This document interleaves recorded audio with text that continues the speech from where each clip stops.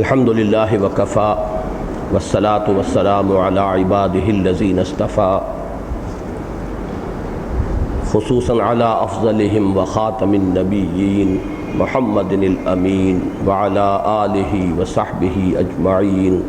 اما بعد۔ آج ہمیں سورۃ الحاقہ کا مطالعہ کرنا ہے۔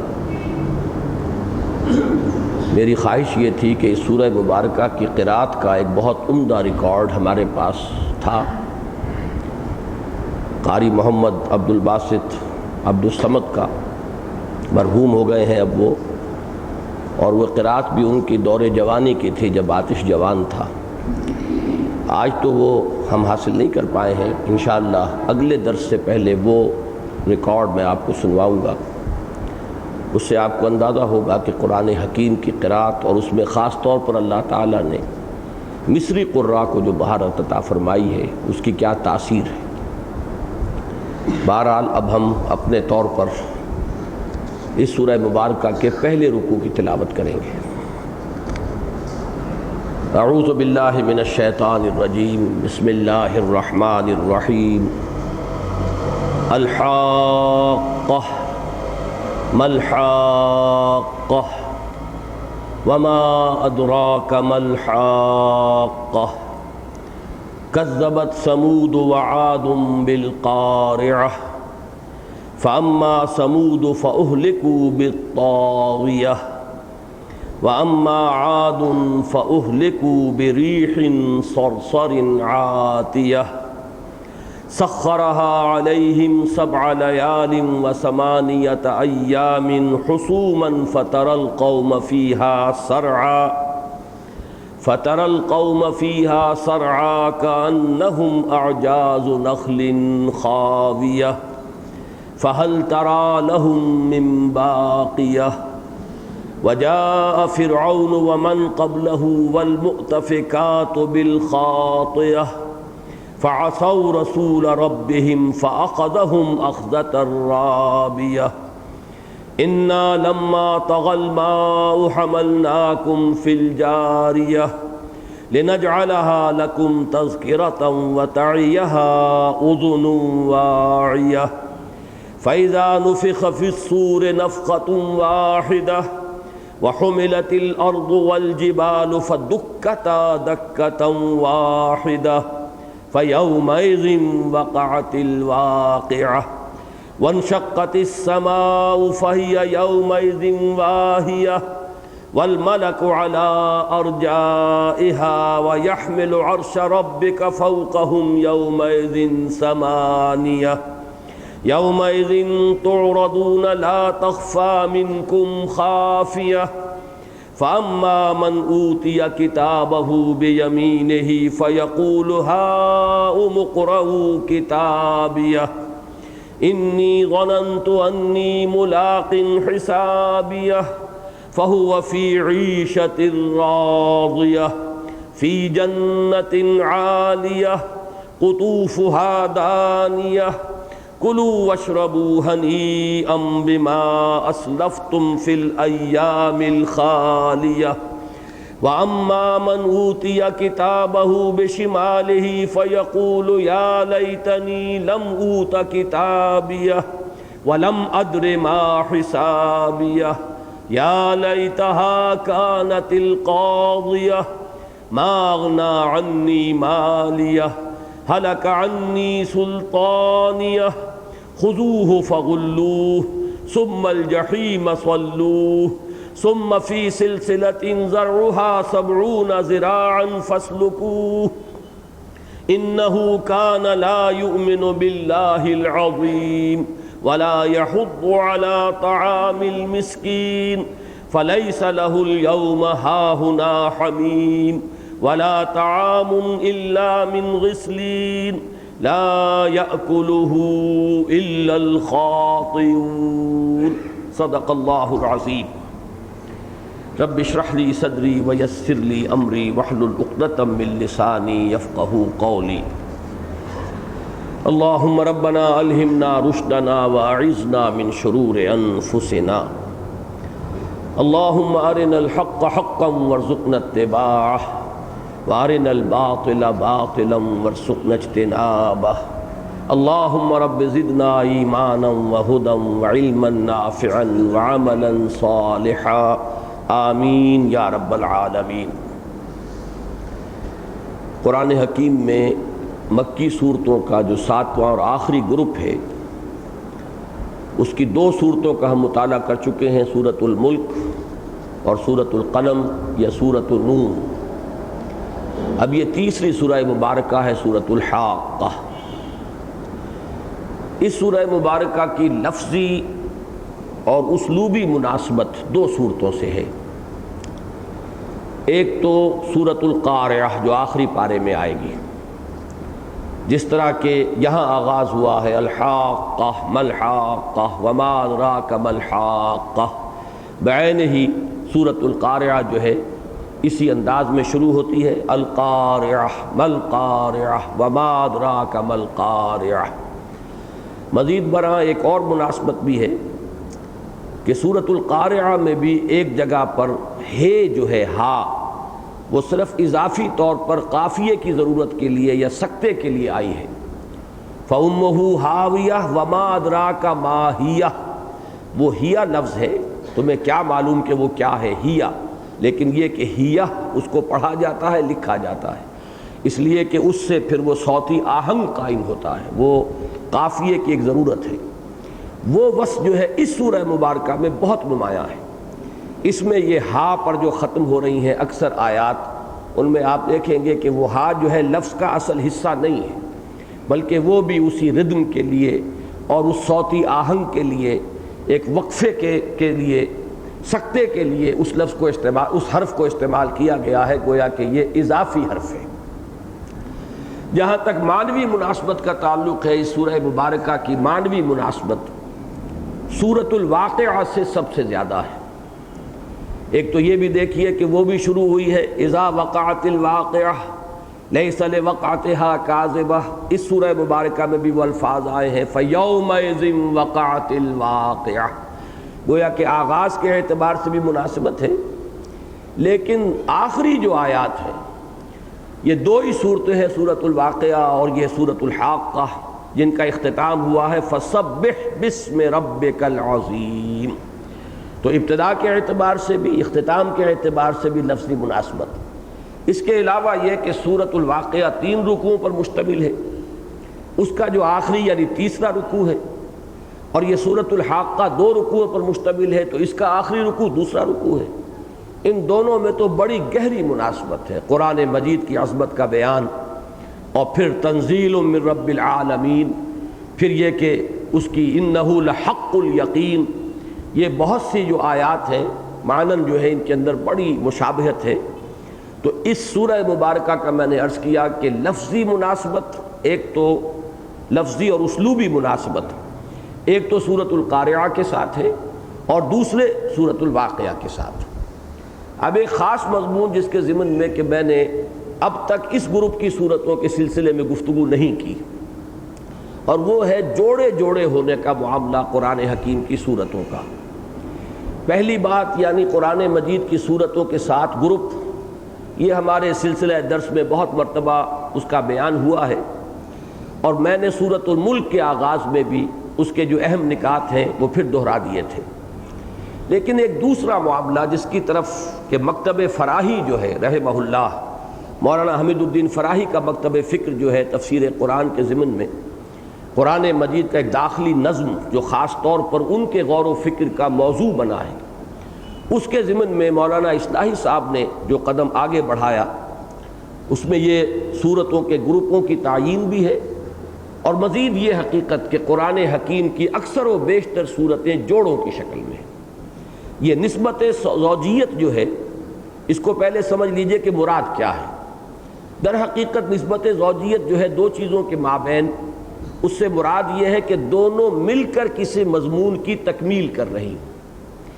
ایک مضمون ایک صورت میں ہو، دوسرا مضمون دوسری صورت میں، اور دونوں سے مل کر کسی مضمون کی تکمیل ہو، یہ نسبت زوجیت ہے،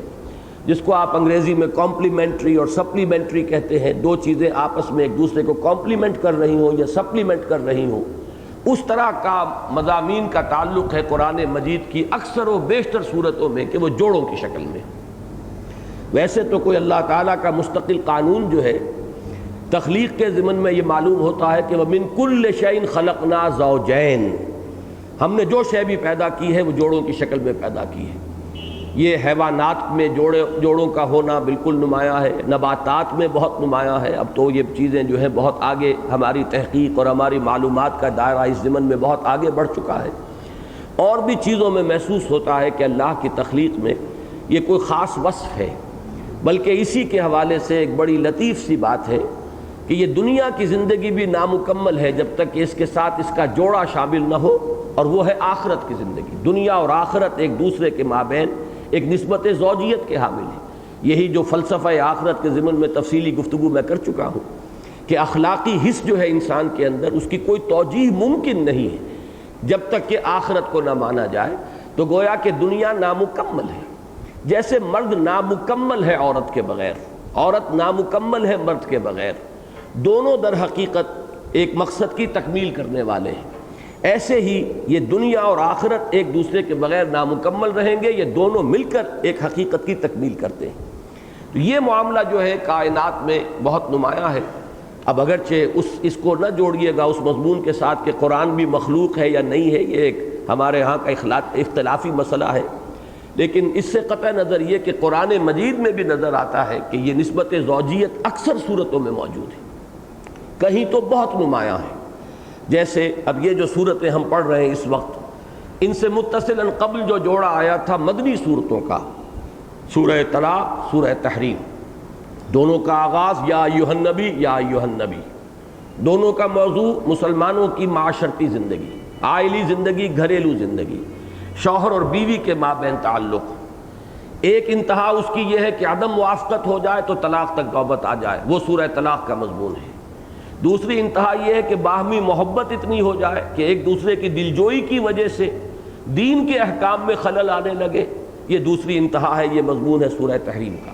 معلوم ہوا کہ دونوں مضامین نے مل کر، دونوں صورتوں نے مل کر ایک موضوع کی تکمیل کر دی۔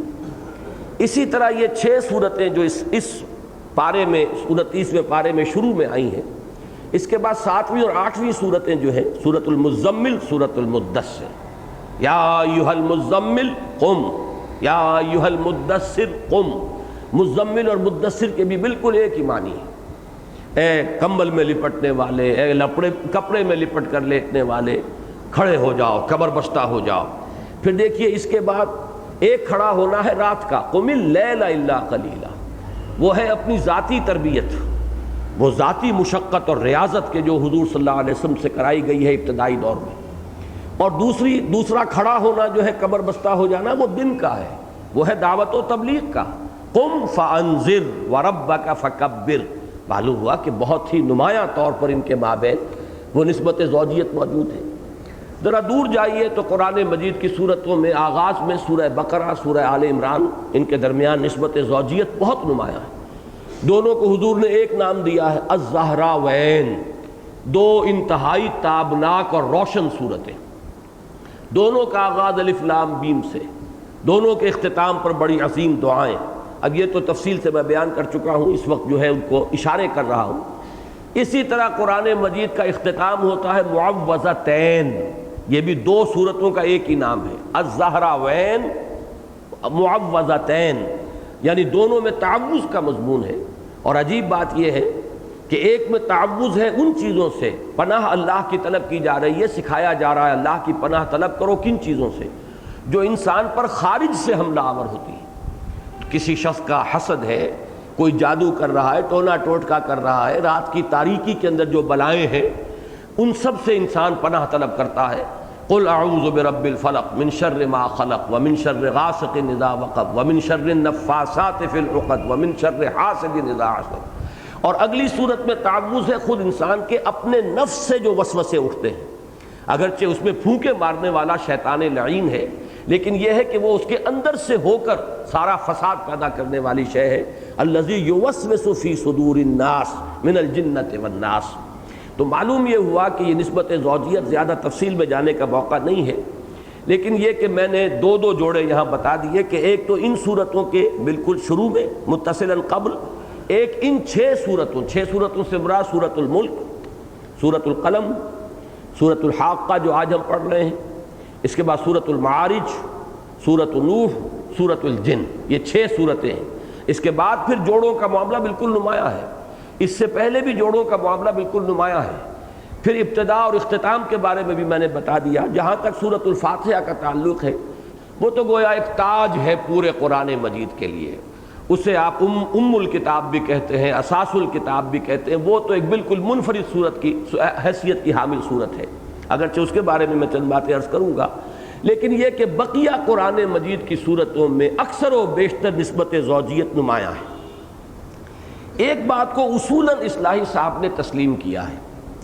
اور وہ یہ ہے کہ بعض صورتیں منفرد ہیں، بلکہ انہوں نے لفظ استعمال کیا ضمیمے کا۔ بعض صورتوں کی حیثیت جو ہے دوسری بڑی صورتوں کے ضمیموں کی ہے، لیکن میرا یہ خیال ہے کہ یہ لفظ جو ہے شاید مناسب نہیں ہے۔ اس حقیقت کو وہ بیان کرنا چاہتے ہیں وہ درست ہے، وہ یہ کہ بعض صورتیں منفرد مزاج کی ہیں، ان کے ساتھ کوئی جوڑا نہیں ہے، لیکن ضمیمے کا لفظ جو ہے وہ ایک صورت کے ساتھ تو میں سمجھتا ہوں کہ بہت صحیح اس کا اطلاق ہے، سورۃ الحجرات۔ سورۃ الحجرات جو ہے اس میں شک نہیں ہے کہ سورۃ الفتح کا ضمیمہ ہے۔ سورۃ الفتح کے آخری رکوع میں جو شان آئی ہے حضور کی، محمد الرسول اللہ، اور پھر صحابہ کی، والذین معہ اشداء علی الکفار رحماء بینہم، یہ در حقیقت اسی کی شرح ہے کہ جو آپ کو سورہ حجرات میں مل رہی ہے۔ لیکن یہ کہ اس کا یہ معنی نہیں ہے کہ وہ کوئی ضمنی حیثیت کی یا ضمنی اہمیت کی صورت ہے، بڑی عظیم صورت ہے سورۃ الحجرات۔ اسی لیے میں عرض کر رہا تھا کہ لفظ ضمنی جو ہے شاید مناسب نہیں ہے۔ البتہ یہ کہ اصولاً یہ بات تسلیم کرنی پڑتی ہے کہ تمام صورتیں قرآن مجید کی جوڑوں کی شکل میں نہیں ہیں، بلکہ بعض جگہ پر منفرد مزاج، منفرد مرتبہ و مقام کی اور منفرد حیثیت کی مالک صورتیں ملتی ہیں۔ ان میں سب سے نمایاں، سب سے عظیم سورۃ الفاتحہ ہے، اس کا کوئی لفظی اور معنوی جوڑا قریب بہرحال موجود نہیں ہے، بعد میں عرض کروں گا۔ لیکن مولانا اصلاحی صاحب نے اس اصول پر، میں یہ سمجھتا ہوں چونکہ اب شاید دوبارہ ان مضامین کے اوپر گفتگو کی اس معنی میں، اس انداز میں نوبت نہ آئے کہ جو اصول ہے ان کا وہ صحیح ہے، لیکن اس کے اطلاق میں ان سے خطا ہوئی ہے۔ انہوں نے بہت سی منفرد جو مزاج کی صورتیں تھیں انہیں بھی کچھ تکلف بلکہ تصنع کے ساتھ جوڑوں کی شکل دے دی۔ مثلاً سورہ یوسف اور سورہ رعد، اس کو جوڑا بنا دیا گیا، حالانکہ ان دونوں کے مابین واقعہ یہ ہے کہ کوئی نسبت زوجیت جو ہے وہ نمایاں تو کم سے کم موجود نہیں۔ ویسے تو قرآن مجید کی کوئی سی بھی 2 صورتوں کو آپ لے لیجئے، کوئی نہ کوئی مشابہت کا پہلو تو نکل آئے گا، لیکن وہ اس درجے ہو کہ جس کی بنا پر انہیں قرار دیا جائے کہ یہ جوڑے کی شکل میں ہے، یہ جو ہے بہت سی جگہوں پر موجود نہیں ہے، بلکہ اس میں پھر تکلف اور تصنع سے کام لینا پڑا ہے۔ میرے نزدیک اس کو ذرا نوٹ کر لیجئے کہ شروع میں سورہ فاتحہ منفرد ہے، پھر جوڑا جوڑا چل رہے ہیں، اور یہ چلیں گے سورہ توبہ تک۔ سورہ بقرہ، سورہ آل عمران نمایاں ترین جوڑا ہے، سورہ نساء، سورہ مائدہ بالکل معنوی اعتبار سے، لفظی اعتبار سے، ہر اعتبار سے ایک جوڑے کی شرطیں پوری کر رہی ہیں۔ سورہ انعام، سورہ اعراف نمایاں ترین جوڑا، آگے پھر سورہ انفال، سورہ توبہ، یہاں تک تو یہ جوڑے چلے آ رہے ہیں۔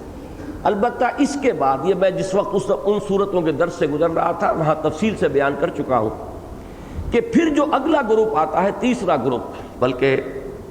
تیسرا گروپ ہے صورتوں کا، اس میں 3 کے گروپ ہیں چھوٹے، جن میں 2 کے مابین وہ مناسبت، وہ مشابہت موجود ہے جو ان میں نسبت زوجیت کو ثابت کرتی ہے، اور ایک بالکل منفرد مزاج کی صورت ہے۔ سورہ یونس، سورہ ہود بالکل صحیح ہے، جوڑے کی شرط پر پوری اترنے والی مضامین کی مشابہت کے اعتبار سے، لیکن سورہ یوسف یہ بالکل منفرد ہے۔ پوری صورت میں شروع سے آخر تک ایک ہی نبی کے حالات بیان ہو رہے ہیں، یہ تو گویا کہ ایک اعتبار سے پورے قرآن میں منفرد ہے کہ کہیں آپ کو یہ انداز نظر نہیں آئے گا۔ پھر اس میں وہ اصولی مضامین جو مکی صورتوں کے ہیں وہ بھی بہت کم، انباء الرسل کا کوئی سرے سے ذکر ہی نہیں، ایک نبی کے حالات زندگی، ان کی شخصیت، ان کا کردار، ان کی نیکی، ان کا علم، ان کا حلم، ان کی عفت، ان کی عصمت، جو بھی ان کی ایک کردار کی بلندی ہے اس کو نمایاں کیا گیا۔ اس کے بعد 3 صورتیں آتی ہیں، سورہ رعد اور سورہ ابراہیم، یہ جوڑے کی شکل میں ہیں۔ سورہ حجر بالکل منفرد ہے، وہ اس جگہ کے سے مناسبت رکھتی نظر نہیں آتی، اس لیے کہ وہ ابتدائی زمانے کی صورت ہے، جبکہ وہ صورتیں جو وہاں جمع ہیں وہ بعد کے آخری دور کی صورتیں، وہ منفرد آئی ہے وہاں پر۔ اس کے بعد سورہ نحل منفرد ہے، جبکہ سورہ بنی اسرائیل اور سورہ کہف کے درمیان پوری نسبت زوجیت موجود ہے۔ پھر 3 کا گروپ ہے، سورہ مریم اور سورہ طٰہٰ اور سورہ انبیاء۔ ان میں سورہ طٰہٰ منفرد، مریم اور انبیاء کے مابین وہ نسبت زوجیت ہے۔ اس کے بعد مومنون اور حج، وہ ٹھیک ایک جوڑا ہے۔ پھر آ گئی سورہ نور، وہ منفرد ہے، اکیلی مدنی صورت ہے، اس کے ساتھ کوئی دوسری مدنی صورت موجود ہی نہیں۔ پھر جوڑوں کی شکل میں سورہ فرقان اور سورہ شعراء اور سورہ نمل اور سورہ قصص، پھر سورہ عنکبوت اور سورہ روم، پھر سورہ لقمان اور سورہ سجدہ، یہ سب جوڑوں کی شکل میں۔ پھر سورہ احزاب ہے، وہ منفرد ہے، میں بعد میں ایک بات عرض کروں گا، اس وقت یہی نوٹ کیجئے کہ وہ منفرد ہے۔ پھر تمام صورتیں جوڑوں کی شکل میں چلی جائیں گی۔ ان میں ایک صورت سورہ یاسین ہے، جس کا میں نے جب میں درس دے رہا تھا تو عرض کیا تھا وہ قلب کے مانند ہے، قرآن مجید کا قلب قرار دیا حضور نے صلی اللہ علیہ وسلم، اور اس کا بھی کوئی جوڑا نہیں ہے قرآن میں، وہ منفرد ہے۔ آگے چلیں گے تو پھر جوڑے ہیں۔ پھر سورہ حجرات، جو میں عرض کر چکا ہوں کہ سورہ فتح کا گویا کہ وہ ایک ضمیمہ کہہ لیجئے، اس اعتبار سے کہ اس کے ایک مضمون کی تفصیل کی گئی ہے، اگرچہ اس میں مسلمانوں کی حیات ملی کے لیے جو رہنما اصول آ گئے اس کے اعتبار سے وہ قرآن حکیم کی اہم ترین صورتوں میں سے ہے، لیکن اس ترتیب کے اعتبار سے ہم کہہ سکتے ہیں کہ اس کی حیثیت جو ہے وہ ضمیمے کی ہے، سورہ فتح کے آخری رکوع کا وہ ضمیمہ بنتا ہے۔ پھر آگے چلیے سورہ قاف، یہ میں عرض کر چکا ہوں جب ہم پچھلا گروپ پڑھ رہے تھے مکی صورتوں کا، یہ منفرد ہے، اس کا جوڑا نہیں ہے۔ البتہ پھر سورہ زاریات اور سورۃ الطور، پھر سورۃ النجم، سورۃ القمر، پھر سورۃ الرحمن اور پھر سورۃ الواقعہ، یہ بالکل جوڑوں کی شکل میں ہے۔ 10 صورتیں مدنی پھر ہم پڑھ چکے ہیں جوڑوں کی شکل، بالکل نمایاں۔ ان میں نمایاں ترین جوڑا ابھی میں عرض کر چکا ہوں، سورہ تحریم، سورہ طلاق، سورہ تغابن، اس سے پیچھے چلیے، اور سورہ منافقون، ایک ایمان کی حقیقت، ایک نفاق کی حقیقت، اس سے پیچھے چلیے سورہ جمعہ، سورہ صف، ایک حضور کے مقصد بعثت کو بیان کر رہی ہے، ایک حضور کے اساسی طریقہ کار کو بیان کر رہی ہے۔ یہ تمام صورتیں معنوی اعتبار سے جوڑوں کی شکل میں۔ البتہ اب ہم پہنچے اس مقام پر اس پوری تفصیل کے بعد تو سورہ ملک بھی اس گروپ کے اندر یہ منفرد صورت ہے، اس کے اندر اس کا بھی جوڑا در حقیقت ویسے تو کہا جا سکتا ہے آسانی سے، اس سے پہلے بھی جوڑا موجود ہے، بعد میں 6 صورتوں کے بعد جوڑا موجود ہے۔ اگر تکلف اور تصنع کرنا ہو تو سورۃ الملک اور سورۃ القلم کو جمع کر دیجئے، سورہ حاقہ اور سورہ معارج کو جمع کر دیجئے، سورہ نوح اور سورہ جن کو جمع کر دیجئے اور ان کو جوڑا قرار دے دیجئے، لیکن مضامین کے اعتبار سے یہ جوڑے نہیں بنتے، بلکہ سورۃ الملک منفرد ہے۔ جوڑے کی نسبت بنتی ہے سورۃ الحاقہ اور سورۃ القلم میں۔ اسی طریقے سے جوڑا بنے گا سورہ معارج اور سورہ نوح۔ سورہ جن پھر بالکل منفرد ہے پورے قرآن مجید میں، اس کا تو مضمون بھی وہ ہے کہ قرآن مجید میں جنوں کی حقیقت اور جنوں کے معاملات اس طریقے سے کسی ایک صورت میں آئے نہیں۔ اس کے بعد پھر نمایاں صورتیں جو ہیں وہ جوڑوں کی شکل میں ہیں، مزمل، مدثر، پھر قیامہ اور دہر، پھر مرسلات اور عما یتساءلون، سورہ نبا، پھر نازعات، یہ اب چلتا جائے گا، یہ جوڑوں کی شکل میں آخر تک۔ یہ ہے جوڑوں کے اعتبار سے جو رائے مولانا اصلاحی صاحب نے قائم کی ہے۔ اصولاً اس سے اتفاق کے بعد کہیں کہیں اس اصول کے اطلاق اور انطباق میں جو اختلاف میرا ہے وہ میں نے بیان کر دیا۔ اس کے اندر چونکہ میں چاہتا ہوں کہ آج یہ مضمون مکمل ہو جائے تو ایک بات اور عرض کر دوں کہ ان میں بعض صورتیں جو منفرد ہیں وہ فاصلے پر جوڑوں کی شکل اختیار کر لیتی ہیں۔ مثلا سورہ نور اور سورہ احزاب اپنی جگہ پر منفرد صورتیں ہیں، مضامین کے اعتبار سے دونوں کا مضمون، ایک میں گھر کے اندر کا پردہ، ایک میں گھر کے باہر کا پردہ، منافقین کی ریشہ دوانیوں کا موضوع یہ سورہ نور میں بھی بڑی تفصیل سے اور سورہ احزاب میں بھی بڑی تفصیل سے، مسلمانوں کی معاشرتی زندگی کے بارے میں ہدایات سورہ نور میں، سورہ احزاب میں۔ اس اعتبار سے ان کے مابین ایک جوڑے ہونے کی نسبت جو ہے وہ قائم ہو جاتی ہے۔ اسی طریقے پر سورۃ الفاتحہ کا معاملہ یہ ہے کہ اگر آپ غور کریں گے تو ویسے تو معوذتین میں جوڑا ہے سورہ فلق اور سورۃ الناس، لیکن سورۃ الناس کے مضمون اور سورۃ الفاتحہ کو جوڑیے تو ان میں بڑی گہری مناسبت ہے۔ قل اعوذ برب الناس، اب دیکھیے یہاں پہ اللہ تعالیٰ کا جو تعارف ہو رہا ہے وہ 3 الفاظ سے، قل اعوذ برب الناس، ملک الناس، الہ الناس۔ یہ تعوذ ہے، اور تعوذ بھی در حقیقت عبادت ہی کی ایک شکل ہے۔ ہم پناہ مانگتے ہیں اس ہستی کی جسے ہم یہ سمجھتے ہیں کہ وہ ہمیں پناہ دینے پر قادر ہے، وہ علی کل شیء قدیر ہے، وہ ہر آن ہمارے ساتھ ہے، وہ ہماری حفاظت کر سکتا ہے۔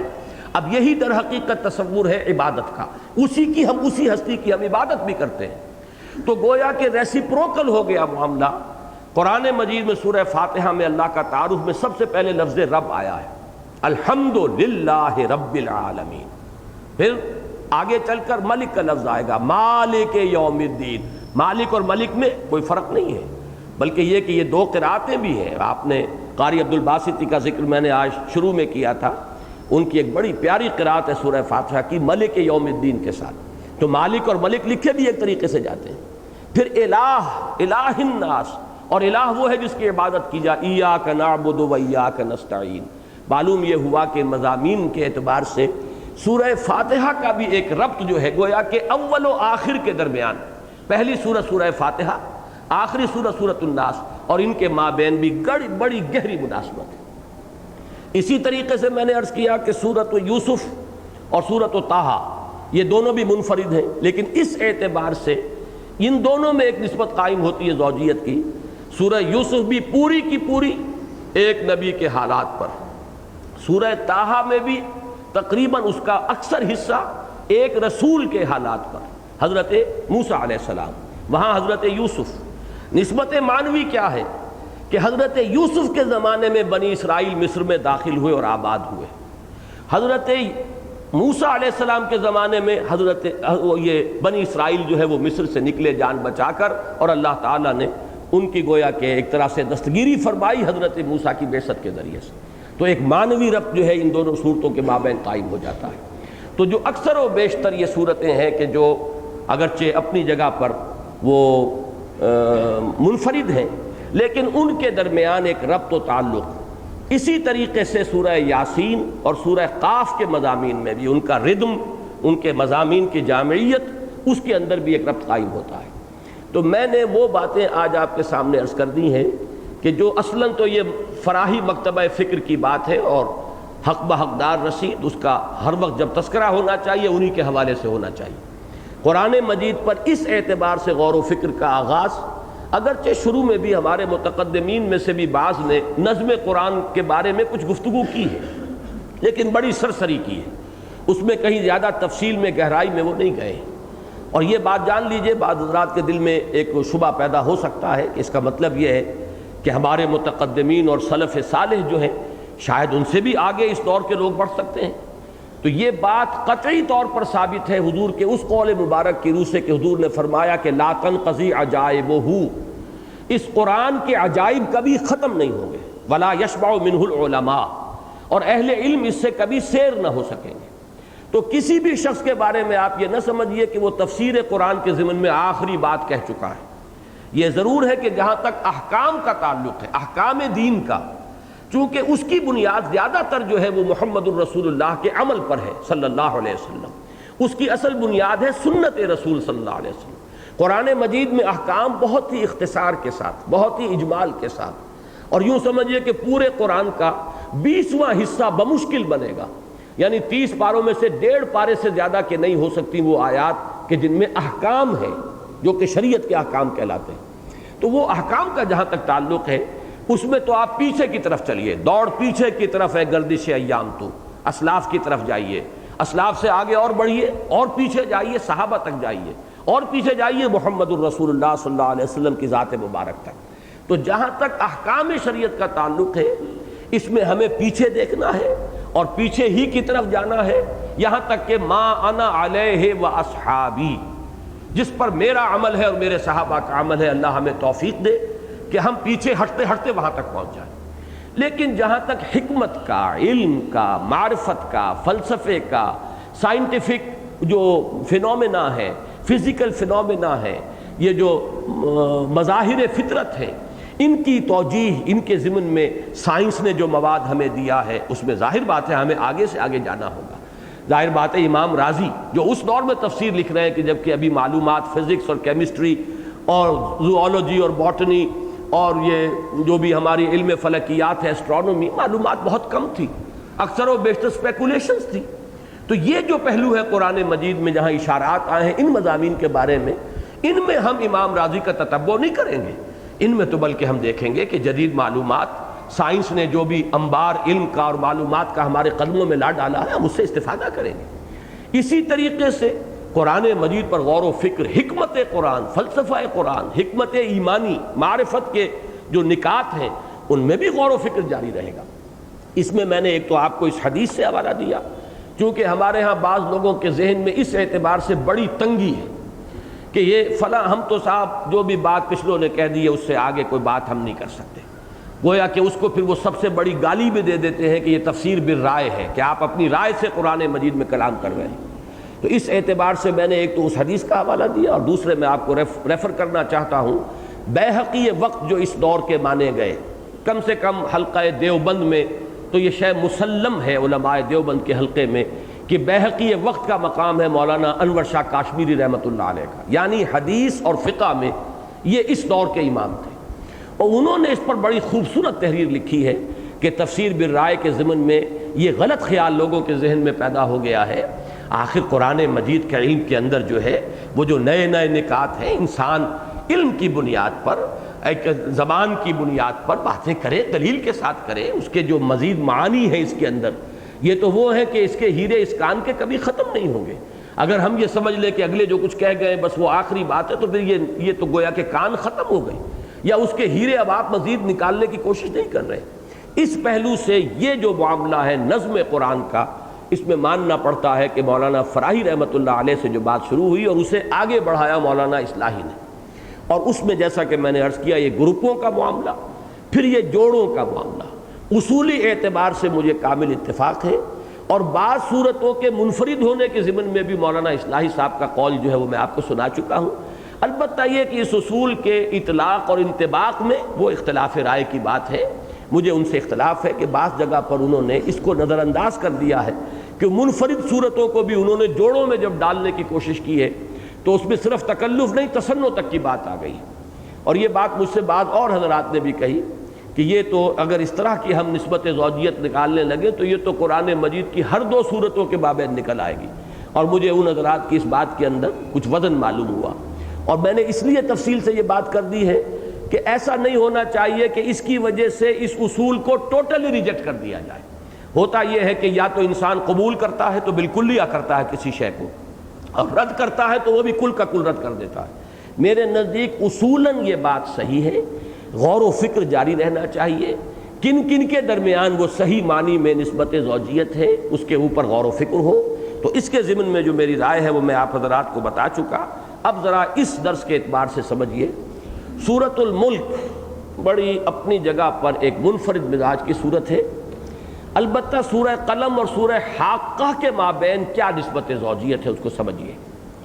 اول تو یہ کہ حضور صلی اللہ علیہ وسلم پر مجنون ہونے کا آپ الزام کہیں یا ایسے اشتباہ کہیں، یہ معاملہ سورہ قلم میں ہے.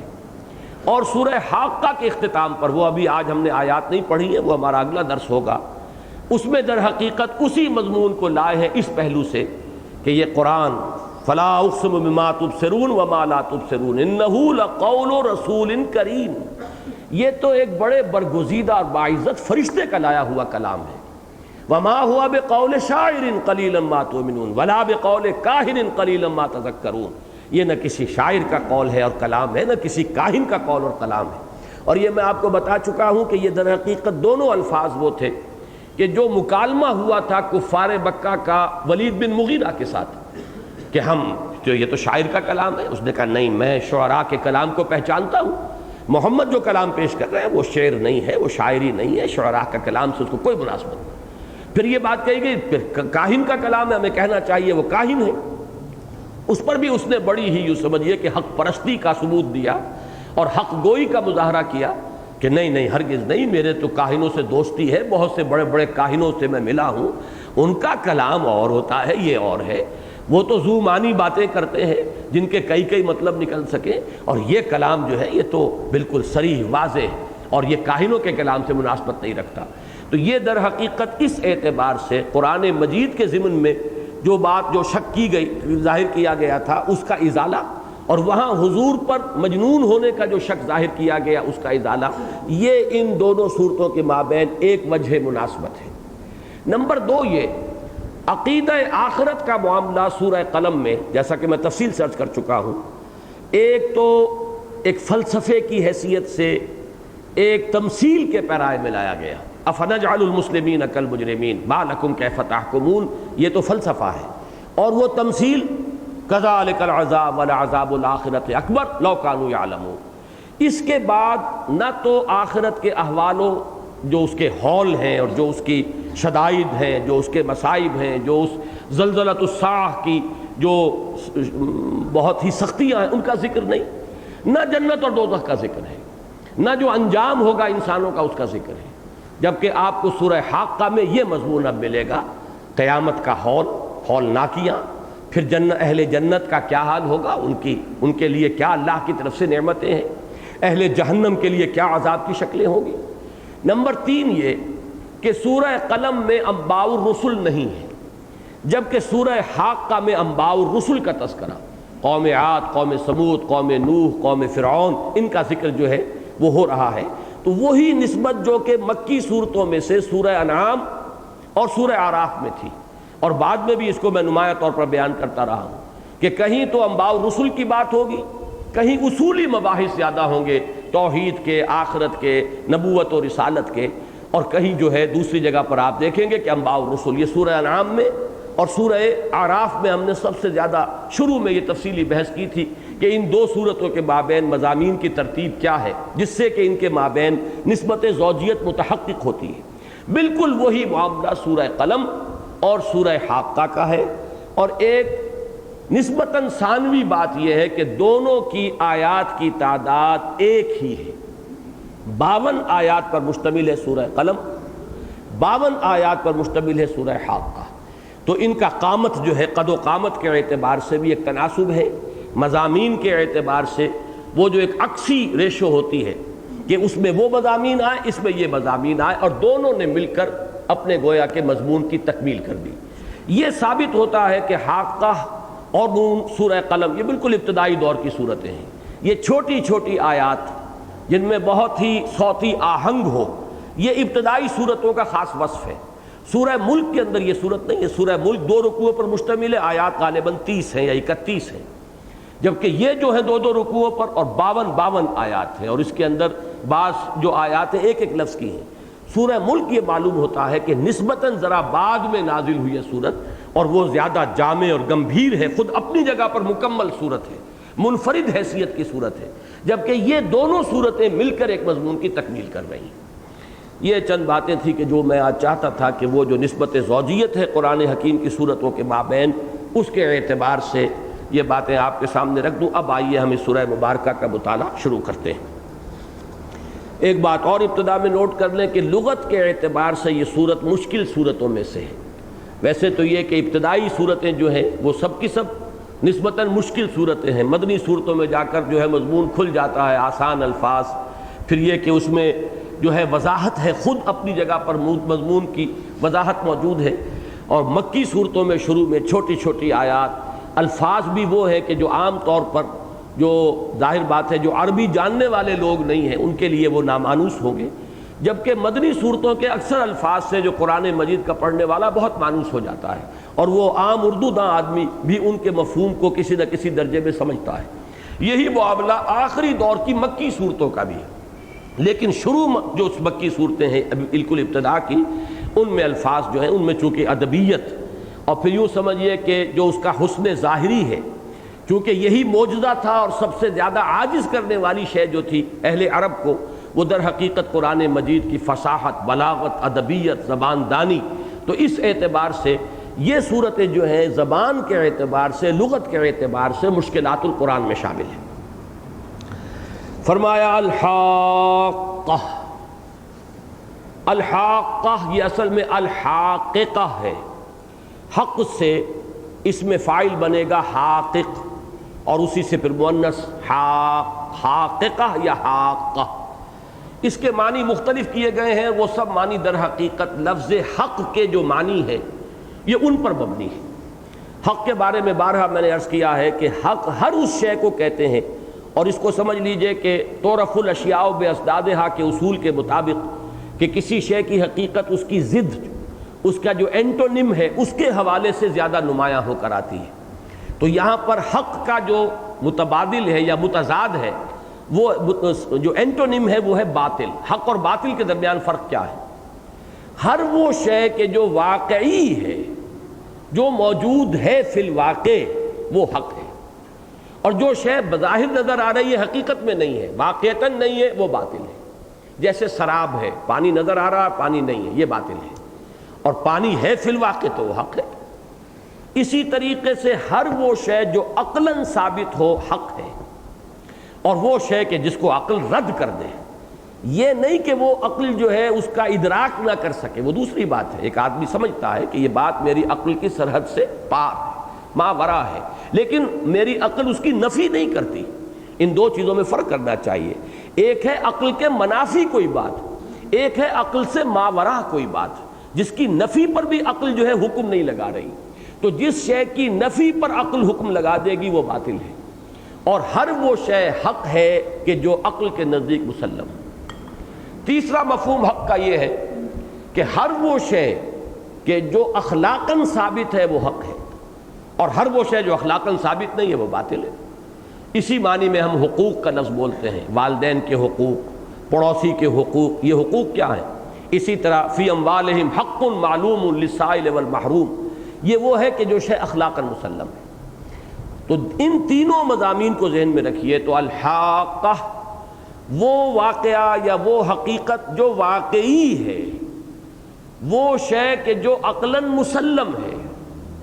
وہ شے کہ جو شدنی ہے، ہو کر رہنی ہے، جس کا تقاضا علم اخلاق کرتا ہے، جیسا کہ یہ سورہ قلم میں ثابت کر چکا ہوں کہ سارا فلسفہ جو ہے قیامت کا اور آخرت کا، اس کی بنیاد اس علم الاخلاق پر ہوگی، ایتھکس پر ہوگی، کہ کوئی ایتھیکل ایٹیٹیوڈ اس دنیا میں، اخلاقی رویہ ممکن نہیں ہے جب تک کہ انسان آخرت کو اور قیامت کو نہ مانے۔ اگر اسے یہ یقین نہیں ہے کہ بدلہ مل کر رہے گا، تو وہ جو میں نے سورہ علق کی 3 آیات کے حوالے سے متعدد مرتبہ یہ بات بیان کی، کلا ان الانسان لیطغی، طغیانی سرکشی آ ہی جائے گی انسان میں۔ الرآہ استغنیٰ، اس لیے کہ دیکھتا ہے اپنے آپ کو آزاد، کہ کوئی پکڑ نہیں ہوتی، کوئی گرفت نہیں ہوتی۔ میں نے جھوٹ بولا، میری زبان پر کوئی چھالا بھی نہیں پڑا، میں نے کسی پر تہمت لگائی، مجھے کوئی تکلیف نہیں ہوئی۔ اسی طریقے سے میں نے حرام خوری کی ہے، مجھے کوئی تکلیف نہیں ہوئی، رچ پچ گیا ہے، دنیا کے اندر میری عزت ہے، میرا مقام ہے۔ اس لیے آدمی بڑھتا چلا جاتا ہے طغیانی میں، سرکشی میں، دست درازی میں، تعدی میں، ظلم میں، عدوان میں۔ اس کا علاج کیا ہے؟ ان الی ربک الرجعی، یہ یقین کہ تیرے رب کی طرف لوٹنا ہے، جواب دہی ہے۔ یہاں بدلہ ملے نہ ملے وہاں مل کر رہے گا۔ یہاں تمہاری جانثاریوں کا کوئی بدلہ ملا یا نہیں ملا، اللہ کے دین کی جو خدمت کی تم نے، جو نصرت کی ہے اللہ کے رسول کی، کوئی بدلہ ملا یا نہیں ملا، وہاں مل کر رہے گا، وہاں اعزاز و اکرام ہوگا۔ اور یہاں پر تمہاری حرام خوریوں کی کوئی سزا ملی یا نہیں ملی، وہاں مل کر رہے گی۔ وہ تو جیسا کہ آخری پارے میں آئے گا کہ جس نے رائی کے دانے کے برابر بھی جو برائی کی ہوگی تو وہ اس کو اپنے سامنے پائے گا، اور جس نے خیر کمایا ہوگا وہ اپنے سامنے پائے گا۔ تو اس طریقے سے اخلاقاً مسلم ہے آخرت، عقلاً مسلم ہے آخرت، اور واقعی شے ہے، حقیقی شے ہے، ہو کر رہنی ہے۔ یہ ہے وہ دعویٰ اور اذعان جو اللہ تعالیٰ کی طرف سے کیا جا رہا ہے۔ ان تمام حقیقتوں کو ایک لفظ سے واضح کیا، الحاقہ، وہ ہو پڑنے والی، وہ شدنی، وہ ہو کر رہنے والی، وہ وقوع پذیر ہونے والی، وہ عقلاً اور اخلاقاً مسلم حقیقت۔ ملحاقہ، کیا ہے وہ حاقہ؟ وہ یقینی شے، وہ شدنی شے، وہ اخلاقاً اور عقلاً مسلم واقعہ کون سا ہے؟ وما ادراک ملحاقہ، اور کیا سمجھتے ہو تم، کیا تمہیں اندازہ ہے، کیا تم گمان کر سکتے ہو کہ وہ حاقہ کیا ہے؟ اب یہ ماں جو ہے، اس کے بارے میں ایک رائے یہ بھی ہے کہ یہ ماں استعجابیہ بھی ہوتا ہے، کسی شے کے اندر تعجب کا پہلو ظاہر کرنے کے لیے اور چونکہ خطاب اول یہاں حضور سے ہے صلی اللہ علیہ وسلم، اس اعتبار سے بعض حضرات نے اس کا مفہوم یہ نکالا، ایک فرق کیا ہے کہ قرآن مجید سے حضور سے خطاب کرتے ہوئے جہاں تو آئے گا وما یدری کا،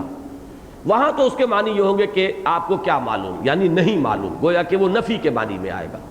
لیکن جہاں آئے گا وما ادرا کا، ماضی کے صیغے سے، وہاں مفہوم یہ ہوگا کہ آپ کو خوب معلوم ہے، کیا اچھے آپ واقف ہیں اس سے، یہ حقیقت آپ کے لیے گویا کہ معلوم اور معروف حقیقت ہے۔ تو یہاں ماضی کا صیغہ آیا ہے تو وہ معنی لینے کی گنجائش ہے، لیکن یہ کہ اکثر و بیشتر حضرات نے اس لیے کہ خطاب چاہے حضور سے ہو رہا ہو، در حقیقت یہ خطاب حضور سے نہیں ہے بلکہ بواسطہ رسول صلی اللہ علیہ وسلم یہ خطاب تو ہو رہا ہے منکرین قیامت سے۔ وما ادراک ما الحاقہ، تم کیا جانو، تمہیں کوئی اندازہ نہیں ہے، وہ اس کا کوئی تم تصور بھی نہیں کر سکتے، تمہیں بتایا جائے تب بھی تم جو اس کی ہولناکی ہے اس کا کوئی اندازہ نہیں کر سکتے۔ وہ واقعہ ہو کر رہے گا، ہو کر رہنے والی شے ہے، اور تم کیا جانو کہ وہ کیا ہے، اور تم واقعتاً سمجھ نہیں سکتے، تمہارے ادراک اور شعور سے وہ گویا کہ ماورا ہے۔ البتہ یہ جو چیزیں اب یہاں آ رہی ہیں یہ چونکہ اب وہ قیامت کے احوال ہیں اور پھر آخرت کے احوال ہیں، جنت اور دوزخ کی کچھ باتیں ہیں، یہ تمام چیزیں متشابہات میں سے ہیں، اس معنی میں ہم بھی نہیں جان سکتے، کما حقہ، ان حقائق کا ادراک اور شعور ہمارے لیے بھی ممکن نہیں۔ منکرین تو کیا سمجھیں گے، اس پر ایمان رکھنے والوں کے لیے بھی ممکن نہیں ہے کہ اس کی اصل کنہ اور حقیقت کو سمجھ سکیں۔ اس لیے بس ہم متشابہات کے زمرے میں شامل کرتے ہیں ان کو کہ ہمارا ایمان ہے، البتہ یہ ہے کہ ان کی اصل حقیقت تو وہیں چل کر کھلے گی، جب یہ حقیقتیں ہمارے سامنے مبرہن ہو کر آئیں گی، واشگاف ہو کر آئیں گی، تب معلوم ہوگا، اور اس وقت ہمارے حواس بھی اور ہوں گے۔ فَبَصَرُكَ الْيَوْمَ حَدِيدٌ، قیامت کے دن جو کہا جائے گا آج تمہاری نگاہیں بڑی تیز ہو گئی ہیں، ہر شے کی حقیقت سامنے آ گئی، تو اس وقت تو ہر شے جو ہے ہمارے سامنے ہوگی۔ اس وقت یہ ہے کہ قرآن مجید نے اس کے قریب تر ہمارے ذہن اور تصور کو لانے کے لیے کچھ الفاظ استعمال کیے ہیں جس سے ایک دھندلا سا ایک تصور قائم ہو سکتا ہے، اور اس پر ہمارا ایمان ہے۔ آمنا بہ کل من عند ربنا کذبت ثمود وعاد بالقارعہ، جھٹلایا سمود کی قوم نے، اور سمود در حقیقت آل سمود تھے، ان کے جد امجد کا نام سمود تھا، یہ بنو سمود ہیں کہ جو اپنے جد امجد ہی کے نام سے پھر ایک قوم کی حیثیت سے وہ معروف ہو گئے۔ وعاد، اور عاد کی قوم نے، بالقارعہ، کھڑکھڑانے والی کا، قرع کہتے ہیں ضرب الشیء بالشیء، کسی چیز کو کسی چیز کے ٹکرانے سے جو آواز آتی ہے۔ اب دروازے کو آپ تھپ تھپاتے ہیں، یہ بھی قرع ہے، کسی اور شے کو ایک دوسرے سے ٹکرا کر آواز پیدا کرتے ہیں، یہ بھی قرع ہے۔ قارعہ، یہ وہ لفظ آ گیا کہ جس سے وہ سورہ مبارکہ شروع ہوئی ہے، القارعہ ملقارعہ وما ادراک ملقارعہ، میں ذکر کر چکا ہوں کہ یہ اسلوب جو ہے بہت قریب ہے۔ تو قارعہ سے مراد ہے وہی قیامت، اس لیے کہ جب وہ آئے گی تو کھڑکھڑاتی ہوئی آئے گی، کرے ایک دوسرے سے ٹکرائیں گے، پہاڑ ٹکرائیں گے، پہاڑ جو ہے حبام منصورہ ہو جائیں گے، جو میں الشمس والقمر، سورج اور چاند جمع ہو جائیں گے، اور آسمانوں کے اندر، ستاروں کے اندر وہ جو نقشے اب آگے چل کر صورتوں میں آئیں گے، اذا السماء انفطرت، و اسی طریقے سے اذا الشمس کورت و اذا النجوم انکدرت، یہ تمام نقشے جو ہیں تو اس کو جمع کر دیا گیا ایک لفظ قارعہ، جس کو کہا گیا سورہ حج میں زلزلۃ الساعہ۔ وہ زلزلۃ الساعہ جب آئے گا تو جو ایک توڑ پھوڑ ہوگی اور جو ٹکراؤ ہوگا اس کو ایک لفظ قارعہ سے تعبیر کیا، اس لیے کہ جیسے کہ ایک شے کو دوسرے شے سے ٹکراتے ہیں تو اس سے آواز نکلتی ہے، ایسے ہی وہ کھڑکھڑانے والی ہوگی۔ گویا کہ منکرین آخرت سے یہاں سارا خطاب ہو رہا ہے، جبکہ سورہ قلم میں عرض کر چکا ہوں کہ وہاں مثبت انداز میں، ایک تمثیل کے پیرائے میں، عقلی استدلال کے انداز میں قیامت کی بات سمجھائی گئی، آخرت کی حقیقت جو ہے وہ نمایاں کی گئی۔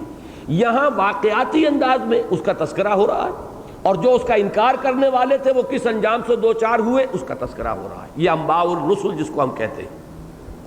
فَأَمَّا ثَمُودُ فَأُهْلِكُوا بِالطَّاغِيَةِ،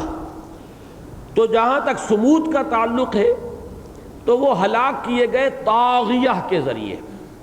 اب یہ طاغیہ، طغا جو ہے، یہ لفظ جو ہے پچھلی مرتبہ بھی آیا تھا سورہ قلم میں، جبکہ وہ لوگ، وہ اصحاب الجنہ جو ہے، جب ان پر وہ آفت آ گئی تو انہوں نے کہا انا کنا طاغین، ہم ہی تھے سرکش، بڑھ جانے والے۔ یہی لفظ آیا سورہ علق کی ان آیات میں جن کا اب بھی میں نے حوالہ دیا، کلا ان الانسان لیطغی، طغا یطغا، اس کے معنی ہے کسی شے کا اپنے حد سے تجاوز کر جانا۔ اب پانی جو ہے دریا اپنے حدود کے اندر ہے تو ٹھیک ہے، اپنے حدود سے نکل گیا یہ طغیانی ہے، وہ تجاوز کر گیا ہے اپنے حدود سے، یہ طغیانی ہے۔ دریا کو اپنی موج کی طغیانیوں سے کام، کشتی کسی کی پار ہو یا درمیان رہے تو یہ طغیانی ہے، موجوں کی طغیانی، دریا کی طغیانی۔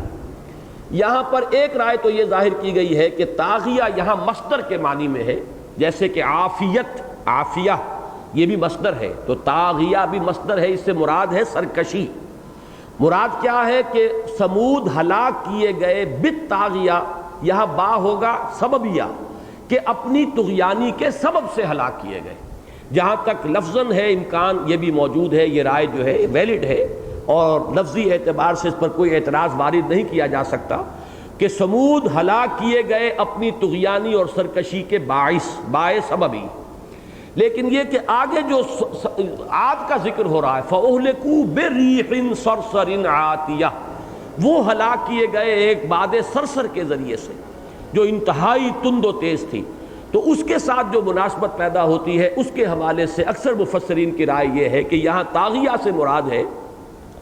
کوئی بھی فطری شے جو اپنے حد سے تجاوز کر جائے اور اس کا حد سے تجاوز کر جانا لوگوں کی ہلاکت کا سبب بن جائے۔ مثلاً دریا ہے،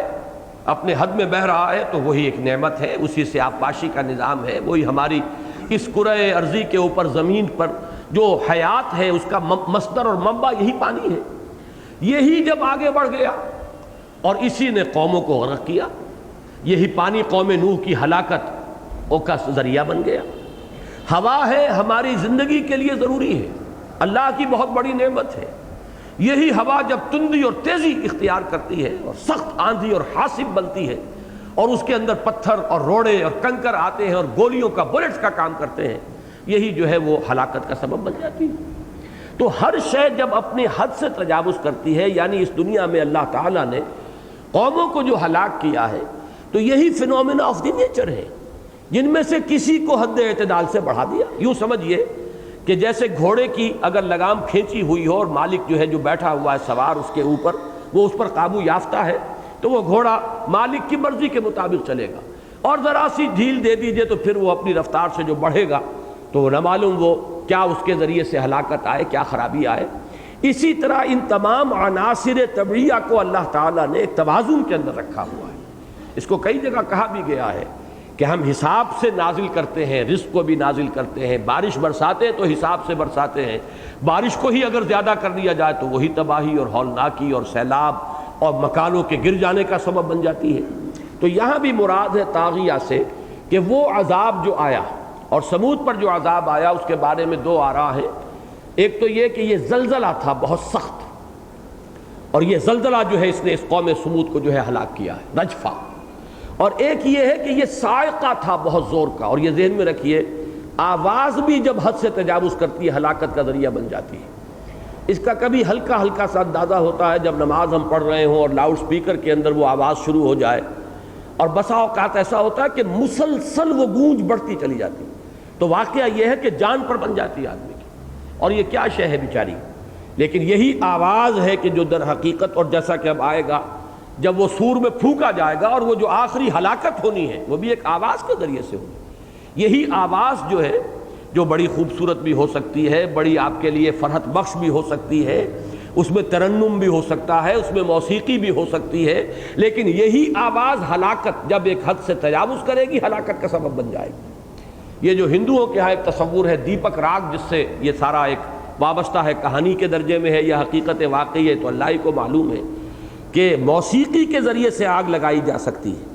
اور یہ بات سمجھ میں آتی ہے، سائنٹیفیکلی یہ بات غلط نہیں ہے۔ یہی آواز ساؤنڈ ویوز ہیں، ان کی اگر سٹرینگتھ زیادہ ہو جائے تو یہ چھت کے ساتھ ٹکرا کر اس میں ایسا ارتعاش پیدا کر سکتی ہے کہ چھت گر پڑے، اس لیے کہ وہی فزیکل انرجی ان ساؤنڈ ویوز کے اندر موجود ہے۔ یہی ساؤنڈ ویوز جو ہیں ان کی کوئی خاص فریکوینسی اور کوئی خاص سٹرینگتھ جو ہے وہ آگ لگانے کا سبب بن سکتی ہے، ذریعہ بن سکتی ہے۔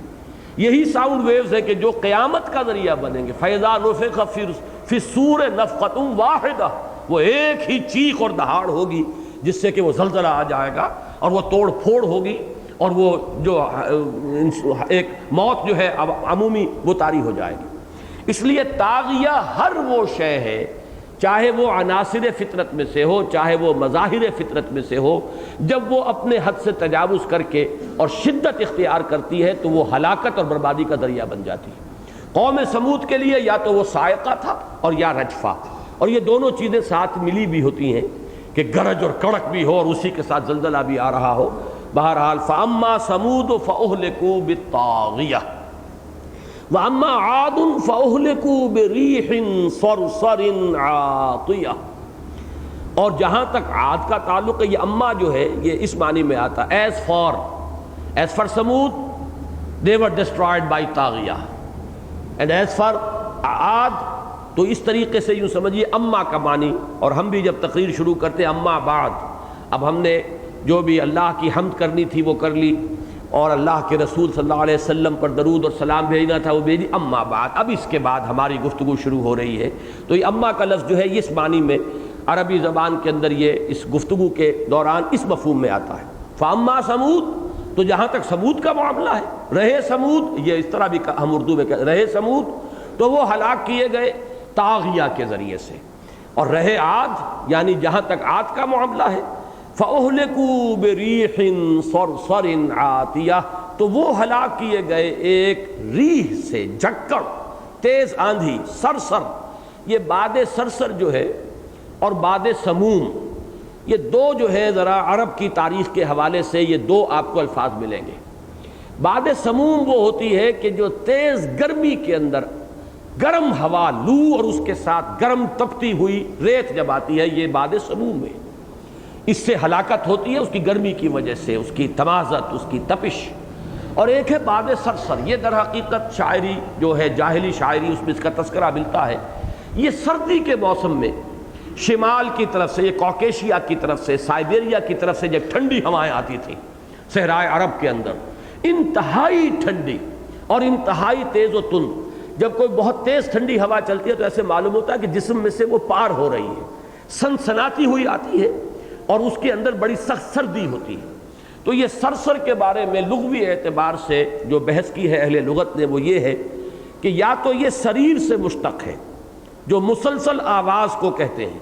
تو وہ آواز کے ساتھ تیز ہوا کے ساتھ آواز بھی ہوتی ہے، زناٹا اور سناٹا، اور جس طرح ایک آواز کے ساتھ جو سنسناتی ہوئی جو ایک آواز آتی ہے، یا پھر سرن سے مشتق ہے۔ سرن کہتے ہیں پالا، سردی میں جو پالا پڑتا ہے، اور پالا کھیتی کو پالا مار گیا، جیسے کہ سورہ آل عمران کی آیت نمبر 117 میں فرمایا کَمَثَلِ رِیحٍ فِیہا سِرٌ اصابت حرث قوم فاہلکت، مثال ایک اس ہوا کی جس میں پالا تھا، سردی تھی، ٹھٹھر تھی، اور وہ کسی قوم کی کھیتی کے اوپر سے وہ ہوا گزری اور اس کھیتی کو ہلاک کر گئی، پالا مار گیا۔ تو یہ یا تو سرن سے ہے یا سریرن سے ہے۔ مراد اصل میں یہ ہے کہ سخت تیز ٹھنڈی اور انتہائی تیز رفتار کے ساتھ چلنے والی ہوا۔ عاتیہ کے بھی دو مفہوم بیان کیے گئے، ایک تو یہ کہ عطاؤ، عطا یعطو، یہ آتا ہے سرکشی کے لیے، یعنی اس ہوا کی ایک تو صفت بیان ہوئی سرسر، اور ایک یہ کہ عاتیہ بہت ہی حد سے متجاوز، بہت سرکش ہوا، بڑی تیز و تند ہوا، اپنی انتہا کو پہنچی ہوئی۔ یا یہ عطیہ سے ہے، عطیہ بھی کہتے ہیں اس شے کو جو اپنی پوری انتہا کو پہنچ چکی ہو، جیسے کہ سورہ مریم میں فرمایا حضرت یحییٰ کے والد حضرت زکریا علیہ السلام، ان کا جو قول آیا وَقَدْ بَلَغْتُ مِنَ الْكِبَرِ عِتِيًّا، میں تو اب بڑھاپے کی انتہا کو پہنچ چکا ہوں۔ تو یہ اس کا باد سرسر کا اپنی سرسریت میں انتہا کو پہنچ جانا، یا ہوا کا اپنی تیزی اور تندی کے اندر انتہا کو پہنچ جانا، یہ دونوں مفہوم جو ہے عاتیہ کے ہوں گے۔ اس کے بعد فرمایا سخرها علیہم 7 لیال و8 ایام حسوما فترى القوم فيها صرعا كأنهم اعجاز نخل خاویہ۔ اللہ تعالیٰ نے اس ریح سرسر کو جو عاتیہ تھی مسخر کر دیا، لگا دیا ان پر۔ مسخر ہوتا ہے کسی کے لیے کسی کام کو معمور کر دینا، کسی کام پر، تو اسے معمور کر دیا تھا ان پر اللہ نے 7 راتیں اور 8 دن مسلسل پے ہم متواتر۔ حسومن کے بھی اب یہاں پر 2 ترجمے کیے گئے ہیں، حسومن کے ایک معنی ہے المتتابع، وہ شے کہ جو مسلسل چل رہی، کوئی وقفہ نہیں تھا۔ اگر تھوڑی دیر جھکڑ چڑھے، پھر تھوڑی سی کوئی وقفہ پڑ جائے تو کوئی سانس آ جائے، کوئی آدمی ریکور کر لے، ریکوپ کر لے، پھر چلیے جھکڑ آ گیا، لیکن یہ نہیں، مسلسل 7 دن اور 8 راتیں یہ تیز و تند سخت پالے والی ہوا وہ ان کے اوپر اللہ نے مسخر کر دی حسومن۔ اور حسم کے معنی ایک ہے الحسم و ازالت و اثر الشیء، کسی شے کا نام و نشان مٹا دینا بھی حسم ہے۔ تو حسومن یہاں پر گویا کہ اس کی نتیجہ خیزی کے اعتبار سے ہوگا، یا تو اس ہوا کی صفت ہے کہ وہ متواتر چلتی رہی، وہ آندھی وہ جھکڑ متواتر بغیر کسی وقفے کے جاری رہا، یا یہ ہے کہ اس کی جو نتیجہ خیزی ہے تہس نہس کر کے رکھ دیا، حسومن جڑ کاٹ دی، جس کو قرآن مجید میں کہا جاتا ہے فَقُطِعَ دَابِرُ الْقَوْمِ الَّذِينَ ظَلَمُوا، جڑ کاٹ دی گئی اس قوم کی جس نے شرک اور ظلم کی روش اختیار کی تھی۔ جیسے کہ فرمایا گیا کَأَلَّمْ يَغْنَوْا فِيهَا، ایسے ہو گئے جیسے وہ کہیں تھے ہی نہیں، کبھی یہاں بستے ہی نہیں تھے۔ لا یرا الا مساکنہم، اب ان کے مسکن رہ گئے ہیں، ان مسکنوں کے اندر سکونت رکھنے والے مکین جو تھے نہیں رہے، مکان ہیں۔ تو یہ ہے عذاب استیصال۔ استیصال اصل میں بنا ہے اصل سے، اصل کہتے ہیں جڑ، استیصال کے معنی ہوں گے جڑ سے اکھیڑ دینا۔ ایک تو یہ کہ آپ نے ایک پودے کو اوپر سے کاٹ دیا، وہ پھر بھی پھوٹے گا، شاخیں نئی، پتے آ جائیں گے، کچھ وقت لگے گا، دوبارہ جڑ سے اکھیڑ دیا تو گویا کہ اس کا نام و نمود ختم ہو گیا۔ فَقُطِعَ دَابِرُ الْقَوْمِ الَّذِينَ ظَلَمُوا، تو یہاں پر بھی حسومنس کا ایک مفہوم یہ بھی ہو سکتا ہے۔ سَخَّرَهَا عَلَيْهِمْ 7 لَيَالٍ و8 أَيَّامٍ حُسُومًا فَتَرَى الْقَوْمَ فِيهَا صَرْعًا، تو تم دیکھتے ہو یا دیکھتے،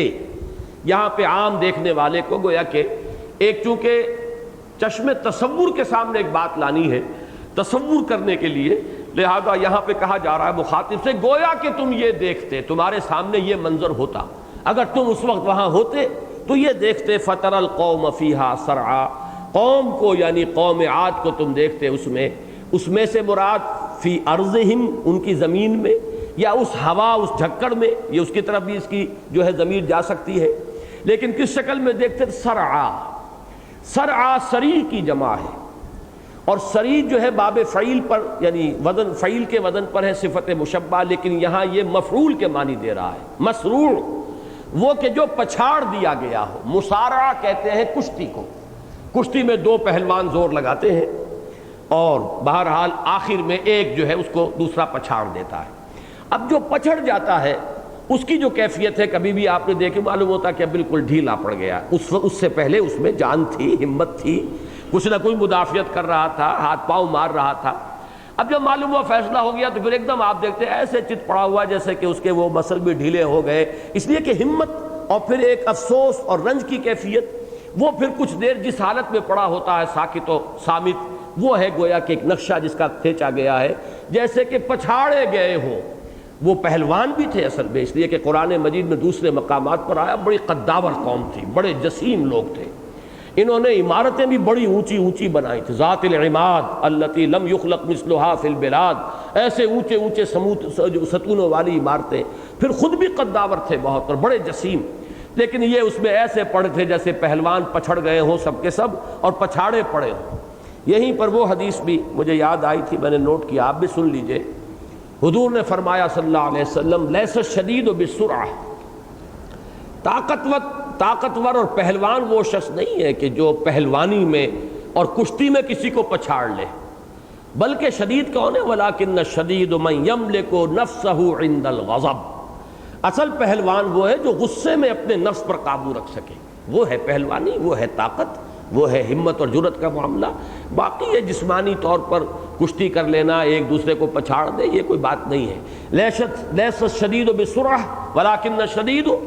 من یملک نفسہ عند الغضب، اصل میں تو پہلوان وہ ہے کہ جو اپنے نفس کو غصے کے وقت قابو میں رکھ سکے۔ تو مسارعہ پہلوانی ہے، کشتی ہے، مقابلہ ہے، اس سے مسروع جو پچھڑ گیا، سریع باب فعیل کے وزن پر صفت مشبہ، اس کی جمع سرعہ۔ فَتَرَى الْقَوْمَ فِيهَا صَرْعًا،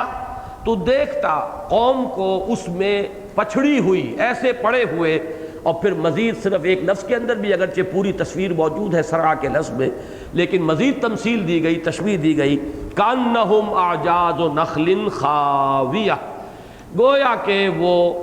کھوکھلے تنے ہوں کھجور کے کہ جو جڑ سے اکھیڑ دیے گئے ہوں۔ اس کو کسی جگہ نخل منقعر کہا گیا ہے، یہ غالباً سورہ قمر میں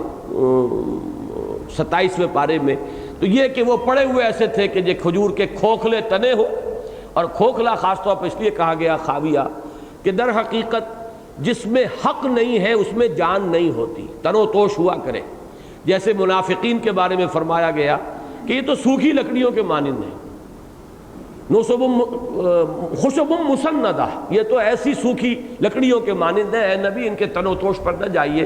سوکھی لکڑیاں جنہیں کہ سہارا دے کر کھڑا کر دیا جائے، درخت تو اپنی جڑ پر کھڑا ہوتا ہے، سوکھی لکڑی ہے اسے تو کسی سہارے کی ضرورت ہوگی، کھڑا کر دیا جائے، چاہے وہ کتنا ہی بڑا لاگ آف ووڈ ہو، لیکن اس میں کچھ شے نہیں ہے۔ اسی طرح یہ تن و توش جو حق سے خالی ہے جسم، در حقیقت اس کے اندر جان نہیں ہے۔ تو جیسے کہ کھجور کا تنا کھوکھلا ہو، چاہے کتنا ہی چوڑا نظر آ رہا ہو، اس کا جو بھی خول ہے وہ کتنا ہی مرعوب کن ہو، لیکن ہے خالی۔ کأنہم اعجاز نخل خاویہ، گویا کہ کھوکھلے تنے ہیں کھجور کے جو پڑے ہوئے۔ فہل تری لہم من باقیہ، تو کیا تم دیکھتے ہو ان میں سے کسی ایک بھی باقی کو؟ اب یہ باقیہ اصل میں تو باقی پر بات ختم ہو جانی چاہیے، لیکن یہ کہ ہے اس میں آئی ہے اضافی طور پر۔ اس میں بعض اوقات تو یہ ہاں مبالغے کے لیے بھی آتی ہے، بعض اوقات یہاں پر صرف یہ کہ ایک جو ردم چلا رہا ہے، جو قوافی ہے، اس کی رعایت سے، یعنی یہ کہ قوم کا ایک ایک فرد ہلاک کر دیا گیا، سوائے ان اہل ایمان کے کہ جو وقت کے رسول کے ساتھ پہلے ہی وہاں سے نکال دیے جاتے تھے۔ حضرت ہود کے ساتھ قوم عاد کے اہل ایمان نکال دیے گئے، وہ چلے گئے۔ اب جو پھر جو رہ گئے پیچھے، ان میں سے کوئی نہیں بچا۔ قوم سمود میں سے جو ایمان لائے حضرت صالح کے ساتھ، وہ چلے گئے۔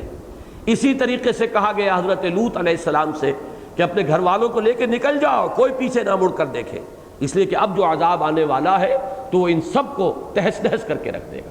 تو چونکہ وہ لوگ تو نکل چکے ہوتے تھے، اس کے بعد جو بھی باقی قوم تھی وہ پوری کی پوری ہلاک کر دی جاتی تھی۔ فہل تری لہم من باقیہ، اگرچہ یہ استفہام ہے، کیا تم دیکھتے ہو ان میں سے کسی کو بھی بچنے والا، لیکن اس کو کہتے ہیں استفہام تقریری، کہ کوئی بھی نہیں تھا بچنے والا۔ وجاء فرعون ومن قبلہ والمؤتفقات بالخاطئہ،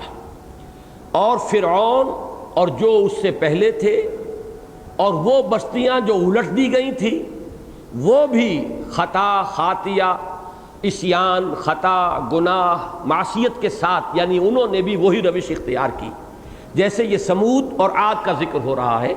ایسے ہی خطا کاری، ایسی ہی گناہ گاری، ایسے ہی معصیت اپنے رسول کی، جیسے کہ آگے آ گیا فعصوا رسول ربہم،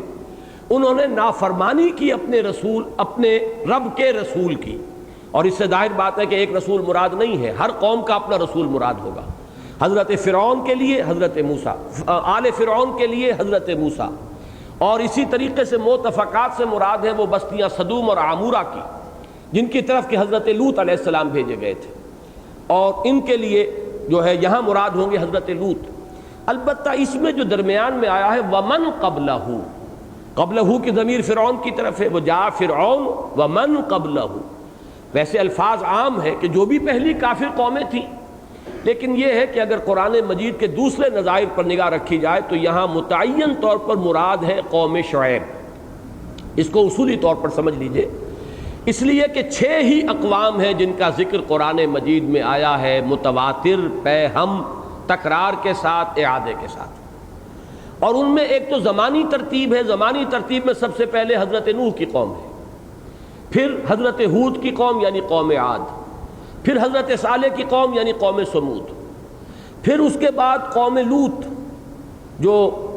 عمورہ اور صدوم کی بستیوں کے اندر آباد تھی، اس کے بعد قوم شعیب یا قوم مدین جس کی طرف حضرت شعیب بھیجے گئے، اور پھر فرعون، آل فرعون جن کی طرف کہ حضرت موسیٰ بھیجے گئے۔ یہ 6 رسولوں کا ذکر سورہ اعراف سے شروع ہوتا ہے قرآن مجید میں، جبکہ سورہ انعام میں صرف حضرت ابراہیم کا ذکر ہے اور رسولوں کا ذکر نام لے کر نہیں کیا گیا۔ انباء الرسل جہاں بھی آتے ہیں، یہ صورتیں جو ہم پڑھ رہے ہیں یہ چھوٹی صورتیں ہیں، ان میں ایک ایک دو دو آیات میں ایک ایک کا ذکر ہے۔ اب سورہ قمر ہم نے پڑھی تھی، وہ چونکہ 3 رکوعوں پر مشتمل ہے، وہاں ان تمام قوموں کے بارے میں اور ان رسولوں کے بارے میں 2 3 4 آیات آپ کو مل جائیں گی۔ آگے آپ مثلاً دیکھیں گے سورۃ الفجر میں، وہاں پر بھی ان کا تذکرہ ملے گا، بلکہ تیزی کے ساتھ ایک ایک آیت میں۔ تو یہاں پر بھی اب آپ نے دیکھا کہ 5 کا ذکر تو ہو گیا تعین کے ساتھ، اس لیے کہ سمود اور عاد کا ذکر پہلے آ چکا۔ آگے آ رہا ہے حضرت نوح کی قوم کا ذکر، انا لما طغى الماء حملناكم في الجاریہ، جب وہ طوفان آیا حضرت نوح کی قوم پر تو اس کشتی کے اندر، جاریہ کشتی، اس میں ہم نے تمہیں یعنی تمہارے آباء و اجداد کو اٹھایا، تو حضرت نوح کی قوم کا ذکر بھی آ گیا۔ اب 3 قومیں رہ گئیں، قوم فرعون یا آل فرعون، اور وہ قوم لوط اور قوم شعیب۔ یہاں پر اس آیت میں ان 3 کو جمع کیا گیا ہے، وجاء فرعون، اور فرعون، ومن قبلہ، اور جو اس سے پہلے تھے، اور متصلاً قبل جو ہے آل فرعون سے وہ قوم جس پر عذاب آیا ہے اللہ کی طرف سے، عذاب استیصال، وہ قوم شعیب ہے زمانی اعتبار سے۔ گویا کہ یہاں پر ومن قبلہ لفظاً عام ہے، معناً اس میں معین ہے حضرت شعیب کی قوم،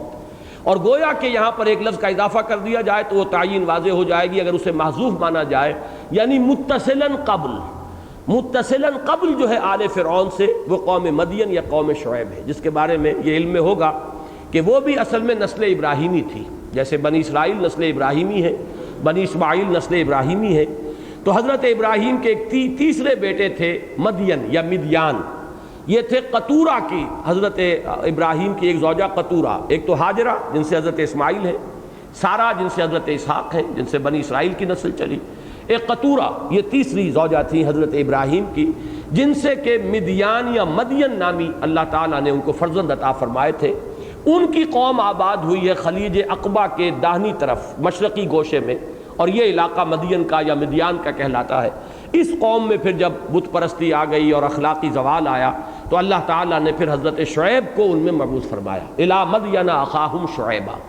تو یہاں ان آیات میں 5 کا ذکر صراحت اور تعین کے ساتھ ہے، 6 کا صرف کنایتن، اور وہ قوم شعیب ہے۔ وجاء فرعون ومن قبلہ والمؤتفقات بالخاطئہ، مؤتفقہ الٹی ہوئی، پلٹ دی گئی، وہاں بھی کوئی جو عامورہ اور صدوم کی بستیوں پر جو عذاب آیا ہے، کوئی زلزلہ بھی آیا ہے، حاصب بھی آئی ہے، انہیں پلٹ بھی کر دیا، الٹ بھی دیا گیا، چھتوں پر جو ہے وہ دیواریں آ گری، جب کوئی عمارت گرتی ہے چھت نیچے بیٹھتی ہے، دیواریں اس کے اوپر آ جاتی ہیں، تلپٹ ہو جاتا ہے معاملہ۔ جیسے کہ پہلے تو تھا کہ دیواروں پر چھت ہے، پھر جب عمارت گری تو چھت پہلے نیچے آئی، پھر دیواریں اس کے اوپر پڑی۔ یہ وہ لفظ ہے کہ جو اس کیفیت کو ظاہر کرتا ہے۔ وہ بستیاں اس طریقے سے تلپٹ کر دی گئیں، پھر ان کے اوپر پتھراؤ ہوا ہے جس سے کہ وہ دھس گئی ان کے اندر، اور پھر وہ سمندر کے اندر رفتہ رفتہ یہ جو بحر مردار ہے، دی ڈیڈ سی، اسی کے ساحل پر یہ بستیاں تھیں، اور وہ سب کے سب اسی کا حصہ بن گئیں، اب ان کا نام و نشان کہیں موجود نہیں۔ تو یہ ہے مؤتفقات۔ ان قوموں نے بھی وہی حرکت کی جو سمود نے کی تھی، عاد نے کی تھی، خطا کاری، گناہ گاری، معصیت، اور اس پہ سب سے بڑی معصیت مستزاد، فعصوا رسول ربہم، جب اللہ نے ان کی طرف رسول بھیجے انہوں نے اپنے رب کے رسولوں کا انکار کیا۔ ہر قوم نے اس رسول کا انکار کیا، نافرمانی کی، معصیت کی جو ان کے رب نے ان کی طرف بھیجا تھا۔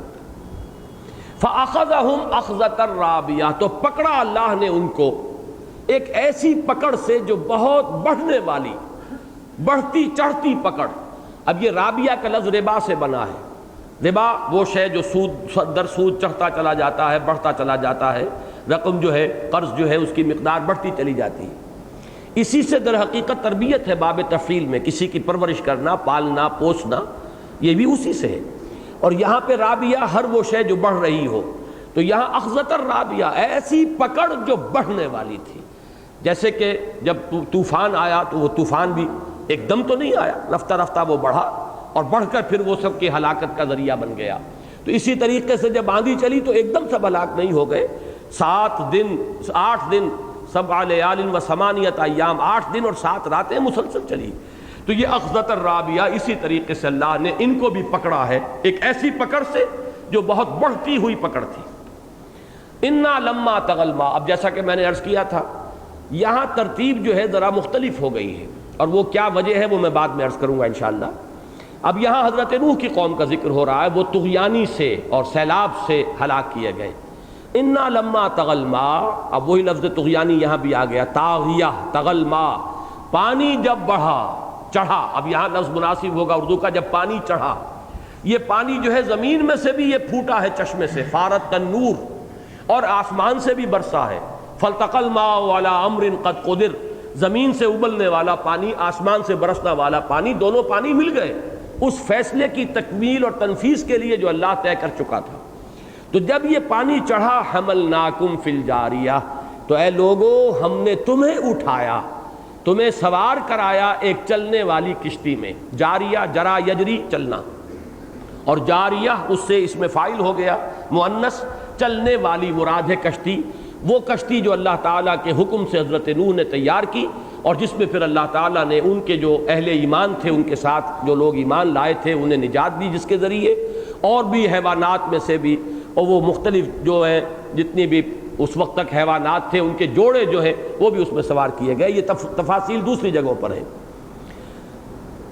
اب یہاں پر جو کہا گیا حملناکم، یہ کس لیے کہا گیا؟ اس لیے کہ اب جو نسل انسانی ہے وہ انہی کی اولاد ہے جو حضرت نوح علیہ السلام کے ساتھ اس کشتی میں شریک تھے اور سوار تھے،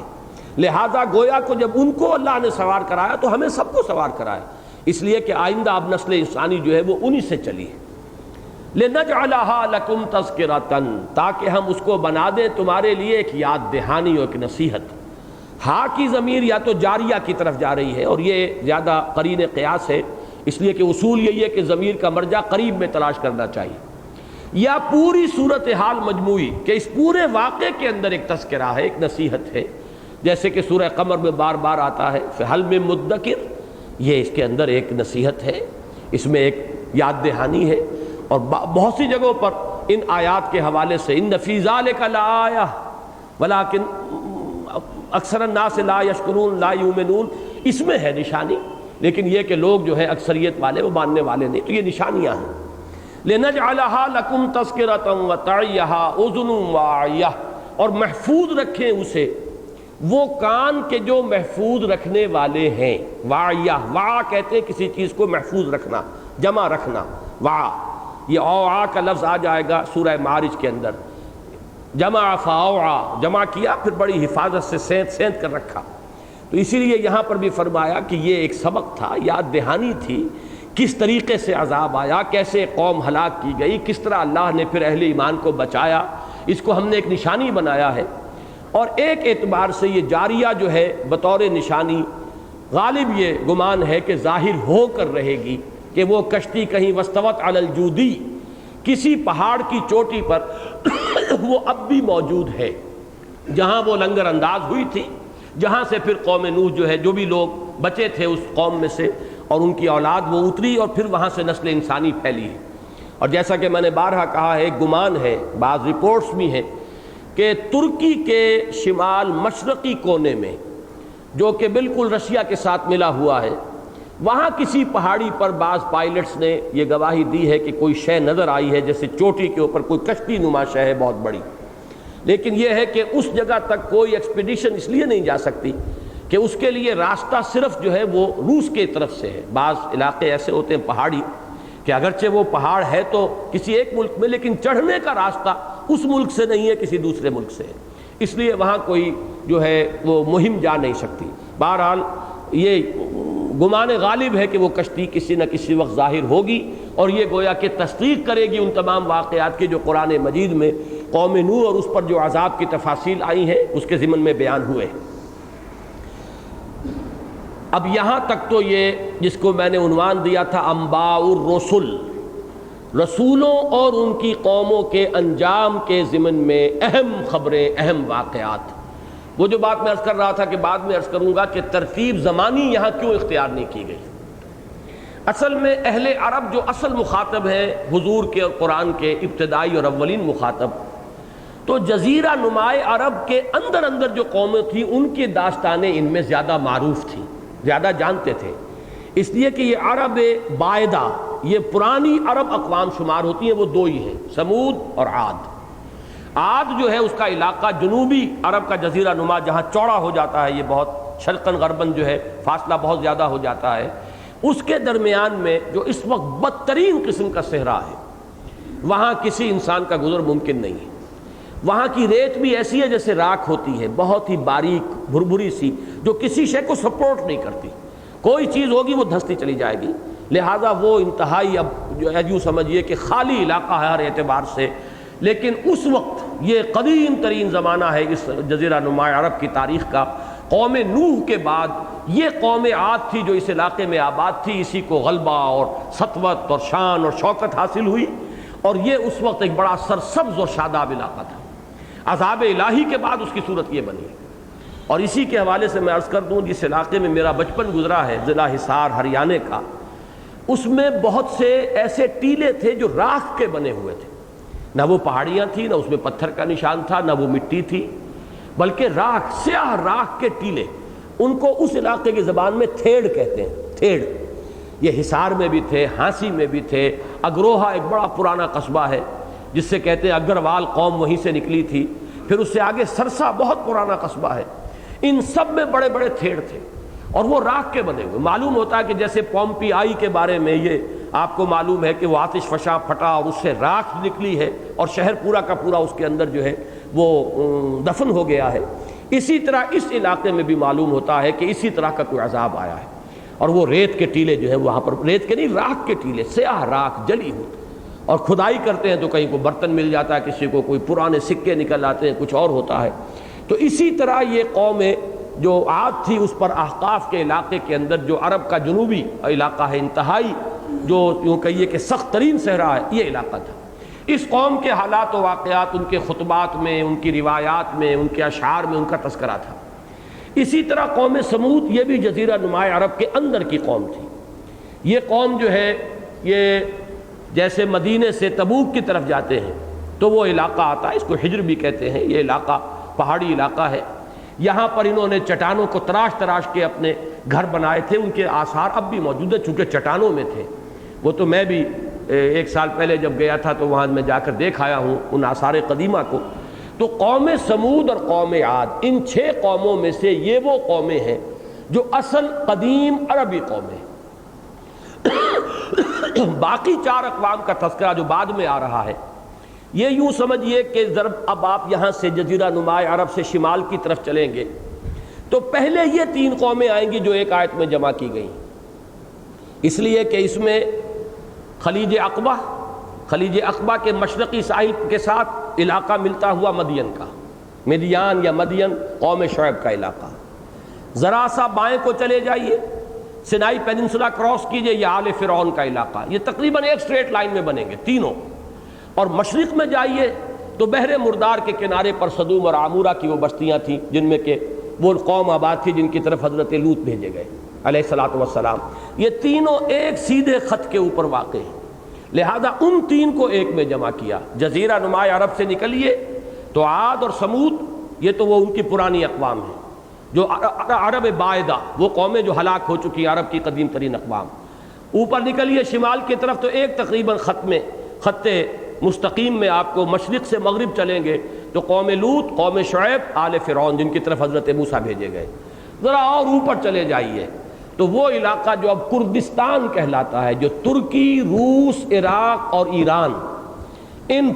4 ملکوں کا، جہاں پر کہ بلکہ ایک تھوڑا سا حصہ، ایک چونچ نوک سی تھوڑی سی شام کی بھی اس میں شامل ہو جاتی ہے، یہ علاقہ ہے جو مسکن تھا قوم نوح کا جو کہ ہلاک کیے گئے. لہذا سب سے شمال میں یہ تھا، اس کا آخر میں ذکر کیا گیا. ترتیب زمانی اگر ہوگی تو پہلے نوح، پھر عاد، پھر سمود، پھر قوم لوط، پھر قوم مدین، پھر حضرت موسیٰ کی قوم یا آل فرعون جن کی طرف وہ بھیجے گئے. اور یہ چونکہ جغرافیائی ہے ترتیب، وہ اس ترتیب سے بنتی ہے. تو انباء الرسل کے بعد اب دوسرا اہم مضمون جو ہے سورہ مبارکہ کا وہ ہے احوال قیامت. یہ احوال ہے بڑی سے بھی ہو سکتا ہے اور چھوٹی ہے سے بھی. احوال حالت کی جمع،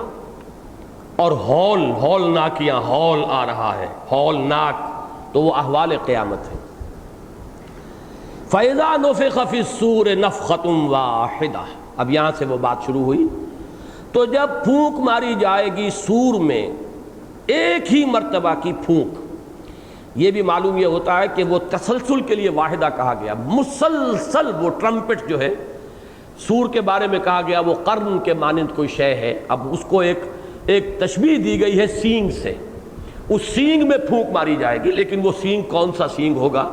اس کی کیا جسامت ہوگی، پھونک مارنے والی کون ہستی ہوگی؟ اسرافیل، سورہ اسرافیل اس لیے آپ اسے کہتے ہیں. تو وہ ظاہر بات ہے کہ ایک لفظی مشابہت ہے صرف کہ جو ہمیں اس لفظ کے حوالے سے دے دی گئی. اس کی حقیقت کو ہم جان نہیں سکتے، نہ اس کی عظمت، نہ اس کی اصل شان و شوکت. لیکن یہ کہ جو اس کا حاصل ہے وہ یہ ہے کہ کوئی ایسی جیسے آواز ہم نکالتے ہیں کسی سینگ کے اندر پھونک مار کر یا آج کل جسے آپ کہتے ہیں ٹرمپٹ جو ہے اس کے اندر زور سے جب پھونکا جاتا ہے، اسی طرح سے کوئی بہت بڑا ٹرمپٹ ہے، اس میں ایک مسلسل چنگھاڑ اس سے نکلے گی. فَإِذَا نُفِخَ فِي الصُّورِ نَفْخَةٌ وَاحِدَةٌ، ایک ہی چنگھاڑ ہوگی پہم مسلسل بڑھتی چلے جانے والی. وَحُمِلَتِ الْأَرْضُ وَالْجِبَالُ فَدُكَّتَا دَكَّةً وَاحِدَةً، اور اٹھا لیے جائیں گے، زمین بھی اٹھا لیا جائے گا، زمین کو بھی اور پہاڑوں کو بھی. یہ زمین یوں سمجھیے کہ یہ عطف ہو رہا ہے کل پر جز کا. اس زمین ہی کا جز یہ پہاڑ بھی ہے. ارض والجبال، زمین اور پہاڑ، یہ عطف جو ہے یہ ہو رہا ہے ارض پر جو کل ہے، جبال کا جو اس کا جز ہے. یعنی یہ کہ زمین کو اٹھا لیا جائے گا پہاڑوں سمیت. فَدُكَّتَا دَكَّةً وَاحِدَةً، پھر پٹخ دیا جائے گا ایک ہی مرتبہ کا پٹخا جانا. اب یہ اس کا بامحاورہ ترجمہ ہے جو میں نے کیا ہے کہ پٹخ دیا جائے گا. ویسے دال کاف کا مادہ آتا ہے، ایک تو التسویہ، کسی شے کو برابر کر دینا. جیسے دکل حائط، ایک شخص نے جو بھی باغ کے ارد گرد باڑ تھی یا کوئی دیوار بنی ہوئی تھی اسے مسمار کر کے برابر کر دیا، زمین کے ساتھ ہموار کر دیا. تو جو نتیجہ نکلنے والا ہے وہ یہ ہے کہ پہاڑ اور زمین جو ہے ان میں اونچائی نیچائی اس سب کو برابر کر دیا جائے گا. اور برابر کرنے کے لیے چونکہ لفظ آیا حملا، اٹھایا جائے گا، تو معلوم ہوتا کہ ایک ہی مرتبہ کا کوئی جرک ہوگا. اس کو ہم پٹخنا اس لیے نہیں کہہ سکتے کہ پٹخنا تو ہوگا کس شے پر پٹخا جائے گا، لیکن یہاں پر ہماری زبان میں اس کی صحیح ترین تعبیر تو پٹخنا ہی سے ہوگی. لیکن پٹخنا ہوتا ہے کسی شے کو کسی شے پر. یہاں پر یوں سمجھیے کہ ایک ہی جھٹکا دیا جائے گا، اور اس جھٹکے سے جیسے ہم کہتے ہیں سب کسبل نکل گئے، تو اس کی اونچان اور نچان جو ہے وہ سب ختم ہو جائے گی، اور یہ بالکل چٹیل میدان بن کر رہ جائے گا. لا تری فیہا عوجا ولا امتا، جیسے کہ سورہ طٰہٰ میں آیا ہے، نہ کوئی اونچائی رہ جائے گی، نہ کوئی ٹیلا رہ جائے گا، نہ کوئی موڑ رہ جائے گا، کچھ نہیں، ایک چٹیل سیدھا میدان. اس کو اس طریقے سے بھی کہا گیا وَإِذَا الْأَرْضُ مُدَّتْ، جب زمین کو کھینچا جائے گا. اب یہ زمین ایک گول شے ہے اور اس کے اندر یہ اونچائیاں وغیرہ کوہ ہمالا، جب اس کو وہ جھٹکا دیا جائے گا تو یہ جب ایک ہموار ہوگی تو پھیلے گی، اس کے اندر جو وسعت پیدا ہوگی اسی کو کہا گیا وَإِذَا الْأَرْضُ مُدَّتْ، جب زمین کو کھینچا جائے گا. اور یہ دکا کا لفظ جو ہے یہ عجیب ہے، اصل میں اس میں صرف ضرب کے معنی بھی ہے، مارنا کسی شے کو، اور تسویہ کے معنی بھی ہے برابر کر دینا. یہ لفظ جب آیا ہے سورۃ الفجر میں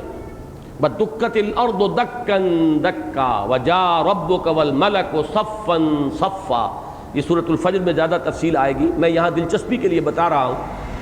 کہ اردو کے جو سب سے پہلے مترجم ہیں دو حضرات، شاہ ولی اللہ دہلوی رحمۃ اللہ علیہ کے جلیل القدر صاحبزادے شاہ عبد القادر اور شاہ رفیع الدین، ان دونوں نے جو ترجمہ کیا اذا دکت الارض دکن دکا، تو شاہ عبد القادر صاحب کا ترجمہ ہے کہ جب کہ زمین کو کوٹ کوٹ کر پست کر دیا جائے گا، کوٹ کوٹ کر برابر پست ہموار کر دیا جائے گا. اور شاہ رفیع الدین کا ترجمہ ہے جب زمین ریزہ ریزہ کر دی جائے گی. اب یہ دونوں مفہوم جو ہے اس میں شامل ہو جاتے ہیں کہ زمین کو ہموار کرنے کے لیے پہاڑوں کا توڑ پھوڑ اور اس کا ریزہ ریزہ کیا جانا ضروری ہے، اور پھر وہ زمین کے ساتھ ہموار ہو سکیں گے، جس کو کہا گیا حبام منصورہ. یہ پہاڑ جو ہے یہ غبار کے مانند ہو کر اڑیں گے، اور کہیں کہا گیا ہے کہ یہ بالکل روئی کے گالوں کے مانند اڑتے ہوئے نظر آئیں گے، کالعہن المنفوش، جیسے کہ دھنکی ہوئی روئی ہو یا دھنکی ہوئی اون ہو. تو اس طریقے سے کوئی کیفیت ہوگی کہ زمین کو ہموار کر دیا جائے گا. فَإِذَا نُفِخَ فِي الصُّورِ نَفْخَةٌ وَاحِدَةٌ وَحُمِلَتِ الْأَرْضُ وَالْجِبَالُ فَدُكَّتَا دَكَّةً وَاحِدَةً فَيَوْمَئِذٍ وَقَعَتِ الْوَاقِعَةُ. اس دن وہ واقع ہونے والی واقع ہو جائے گی، جس کے لیے الحاقہ کہا گیا، جس کے لیے القارعہ کہا گیا، جس کے لیے اذا وقعت الواقعہ یہ سورہ واقعہ کا آغاز ہوا، فیومئذ وقعت الواقعہ، اس دن جس کی خبر دی جا رہی ہے جس واقعے کی، وہ رونما ہو جائے گا، وہ واقعہ ظہور پذیر ہو جائے گا۔ وانشقت السماء فہی یومئذ واہیہ، اور آسمان پھٹ جائے گا۔ اب آگے آپ کو معلوم ہے صورتیں آئیں گی جن کا شروع ہی ان الفاظ سے ہوگا، اذا السماء انشقت، اذا السماء انفطرت، یہ جو ہے انفطار اور شق ہو جانا ان آسمانوں کا، یہ قرآن مجید میں بار بار آیا ہے۔ تو فرمایا وانشقت السماء، البتہ یہ ہے کہ جہاں بھی یہ لفظ آیا ہے اس قسم کے تذکرے میں وہاں واحد آیا ہے، جب آسمان پھٹ جائے گا، اور اس سے مراد یہ معلوم ہوتا ہے کہ جو سمائے دنیا ہے قریب ترین، کیونکہ سورہ ملک میں بھی اسی کا ذکر آیا، زینا السماء الدنیا بمصابیح وجعلناها رجوما للشیاطین، تو یہ سمائے دنیا جو ہے جو ہمارے اس یونیورس کو گویا کہ کور کیا ہوا، فرسٹ کورنگ اس کی، یہ ہے جو پھٹے گا۔ وانشقت السماء فہی یومئذ واہیہ، تو اس دن وہ ہو جائے گا بڑا بودا پھسپھسا۔ واہیہ کا لفظ بنا وہیہ سے، وہیہ واو ہا یا، اس سے جب یہ بطور فعل آیا وہیہ، فلاں شے جو ہے وہیہ ثوب، کپڑا جو ہے وہ بوسیدہ ہو گیا، کمزور ہو گیا، اس میں جگہ جگہ جو ہے پیون لگ گئے، اب اس میں وہ قوت نہیں رہی ہے جو پہلے تھی۔ تو چمڑے میں یا کپڑے میں اگر سوراخ ہو جائیں، جگہ جگہ سے وہ کٹ پھٹ جائے، اب اس میں وہ جان نہ رہے جو پہلی تھی، اس کو کہیں گے یہ وہیہ، اب یہ جو ہے کمزور پڑ گیا۔ اسی سے دیکھیے ہمارے ہاں لفظ بولا جاتا ہے واہی تباہی، واہیات، وہ گفتگو جو وزنی نہیں ہے، معقول نہیں ہے، منطقی نہیں ہے، بیکار کی بات، اس کو ہم واہی تباہی بک رہا ہے، واہیات ہے، یہ لفظ تمام اسی سے بنے ہیں۔ فہی یومئذ واہیہ، یہ آسمان جو بہت مضبوط نظر آ رہا ہے، یہ پھسپھسا ہو جائے گا، بھربھرا ہو جائے گا، پھٹ جائے گا۔ وانشقت السماء فہی یومئذ واہیہ۔ ابتدا میں عرض کر چکا ہوں کہ ہم ان اشیاء اور ان معاملات اور واقعات کی اصل حقیقت کو نہیں جان سکتے، یہ تو اب جب ہوگا تب نظر آئے گا، تب محسوس ہوگا کہ ہاں صحیح کہا تھا، اللہ نے بھی، اللہ کے رسول نے بھی صحیح بات ہم تک پہنچائی تھی۔ کیسے ہوگا اس وقت ہم اس کا تصور نہیں کر سکتے۔ والملک علی ارجائها، رجا کی جمع ہے ارجا، اور فرشتے اس کے کناروں پر ہو جائیں گے۔ اب ظاہر بات ہے کہ جب فرشتے ہیں آسمانوں کے اوپر، تمام آسمانوں پر، حدیث میں الفاظ آتے ہیں کہ ایک بارش بھر جگہ بھی نہیں ہے جہاں کوئی فرشتہ نہ ہو، جو یا تو کھڑا ہوا ہے عبادت میں، یا سجدے میں ہے، یا رکوع میں ہے۔ تو یہ جو فرشتے ہیں یہ بھی چاروں طرف ہو جائیں گے، سمٹ جائیں گے، جہاں سے یہ سمائے دنیا پھٹے گا تو اس کے اوپر جو فرشتے ہیں وہ کناروں پر ہو جائیں گے۔ والملک علی ارجائها، ملک یہاں پر اس میں گویا کہ جنس ملک، بہت سے فرشتے مراد ہیں۔ وَيَحْمِلُ عَرْشَ رَبِّكَ فَوْقَهُمْ يَوْمَئِذٍ ثَمَانِيَةٌ، اور اٹھائے ہوئے ہوں گے تیرے رب کے عرش کو اس دن اپنے سروں پر یا ان کے سروں پر، یہ ابھی میں بیان کر دوں گا۔ اس دن 8 ثمانیہ کون؟ 8 فرشتے یا 8 فرشتوں کی جماعتیں، 8 فوجیں، 8 گروہ، یہ مختلف باتیں ہیں، لیکن یہ کہ یہاں لفظ آیا 8۔ اور ایک حدیث میں یہ آیا ہے کہ اس وقت تو اللہ کے عرش کو 4 فرشتے تھامے ہوئے ہیں، لیکن قیامت کے دن 8 فرشتے ہیں جو اسے تھامے ہوئے ہوں گے۔ اس سورہ مبارکہ میں اول تو یہ ذہن میں رکھیے کہ یہ پھر وہی متشابہات میں ہے یہ آیت کہ ہم نہیں اس کا کوئی مفہوم متعین کر سکتے۔ ثمانیہ ایک عدد آیا ہے، القرآن نے کہا ہے، رسول نے ہمیں پہنچایا ہے، ہمارا اس پر ایمان ہے۔ اب وہ 8 فرشتے ہوں تو ہم فرشتے کا تصور نہیں کر سکتے کہ ایک فرشتے کی کیا طاقت ہے، کیا شان ہے، کیا عظمت ہے۔ حضرت جبرائیل کو جب افق پر دیکھا حضور نے تو پورا افق ان سے بھرا ہوا تھا، تو ہم کیا تصور کریں گے؟ اگر وہ 8 فوجیں ہیں، 8 گروہ ہیں، 8 جماعتیں ہیں، واللہ عالم، ہم اس کو تفویض کریں گے ہم مستقبل پر کہ حقیقت جب کھلے گی، اس وقت ہم یہ جانتے ہیں کہ 8 اٹھائے ہوئے ہوں گے۔ ایسا ہی آگے چل کر آئے گا سورہ مدثر میں کہ جہنم پر 19 جو ہے سرہنگ کہیں، داروغہ کہیں، فرشتے کہیں، وہ معمور ہوں گے۔ علیہا 19، اس پر بھی بہت سی لوگوں نے چہ میں گوئی کی، کیا مراد ہے اس سے، یہ 19 کیا ہیں؟ یہاں پر بھی بہت سی چہ میں گوئیاں ہو سکتی ہیں۔ حدیث جو ہمیں ملتی ہے وہ یہ ہے کہ اس وقت 4 فرشتے اٹھائے ہوئے ہیں عرش باری تعالیٰ کو، اور اس دن 8 فرشتے اٹھائے ہوئے ہوں گے۔ اب عرش کی حقیقت کیا ہے، اللہ کا اس پر استوا کس معنی میں ہے؟ اصولاً ہم یہ جانتے ہیں اللہ جسم سے ماورا ہے، جہت سے ماورا ہے۔ عرش کی حقیقت کیا ہے ہم نہیں جانتے، لیکن یہ ضرور ہے کہ عرش کوئی حقیقت ہے، اور وہ حقیقت ظاہر بات ہے کہ جس کو اٹھائے ہوئے 8 فرشتے وہ کوئی معین شے ہوگی، معین اس کی صورت بھی ہوگی، اور اس پر اللہ کا مستولی ہونا یا مستوی ہونا، اللہ کی کوئی خاص تجلی جو ہے اس کا نزول اس عرش پر ہوگا۔ ہم ذات باری تعالیٰ کو نہیں کہہ سکتے کہ وہ اس عرش پر محدود ہے یا عرش پر بیٹھی ہوئی ہے وہ ہستی، معاذ اللہ، جسم اور جسمانیت اور جہت کے تصورات سے ماورا۔ لیکن تجلی ربانی جو ہے، جیسے کہ اللہ کی ایک تجلی پہاڑ پر پڑی، فجعلہ دکا وخر موسیٰ صعقا، اللہ تعالیٰ کی ایک تجلی تھی جو دنیا میں ظاہر ہوئی اور پہاڑ پر پڑی، اور پہاڑ پاش پاش ہو گیا یا وہ پھٹ گیا، اور حضرت موسیٰ نے بالواسطہ مشاہدہ کیا اور بے ہوش ہو کر گر گئے۔ اسی طریقے سے پچھلی صورت میں آ چکا ہے کہ اللہ کی ایک تجلی کا ظہور ہوگا، یوم یکشف عن ساق ویدعون الی السجود، اور میں تفصیل سے بیان کر چکا ہوں کہ اس میں جو یہ رائے ہے کہ اس سے مراد جو ہے وہ صرف ایک گھبراہٹ کے لیے ایک لفظ استعمال کیا گیا ہے، میرے نزدیک صحیح نہیں ہے، بلکہ یہ کہ وہ بھی اللہ تعالیٰ کی کسی تجلی کا ظہور ہوگا جس کو تعبیر کیا گیا ہے اللہ کی پنڈلی یا اللہ کی ران کے کھل جانے سے۔ یوم یکشف عن ساق، پنڈلی، اللہ کی پنڈلی کا کھل جانا، اور پھر بلایا جائے گا سجدے کی طرف، تو سجدہ کریں گے وہ لوگ جو دنیا میں بھی خلوص اور اخلاص کے ساتھ سجدہ کرتے تھے، اور وہ لوگ جو ریاکارانہ سجدہ کرتے تھے وہ سجدہ کرنا چاہیں گے، کر نہیں سکیں گے۔ یہ وہ چیزیں ہیں کہ جو وہاں تفصیل سے آ چکی ہیں۔ البتہ اس میں ایک بات اور نوٹ کر لیجئے کہ یہی مضمون جب سورہ فجر میں آیا ہے، سورۃ الفجر میں، تو وہاں اس کے ساتھ لفظ آیا جاء ربک والملک صفا صفا، اس زمین پر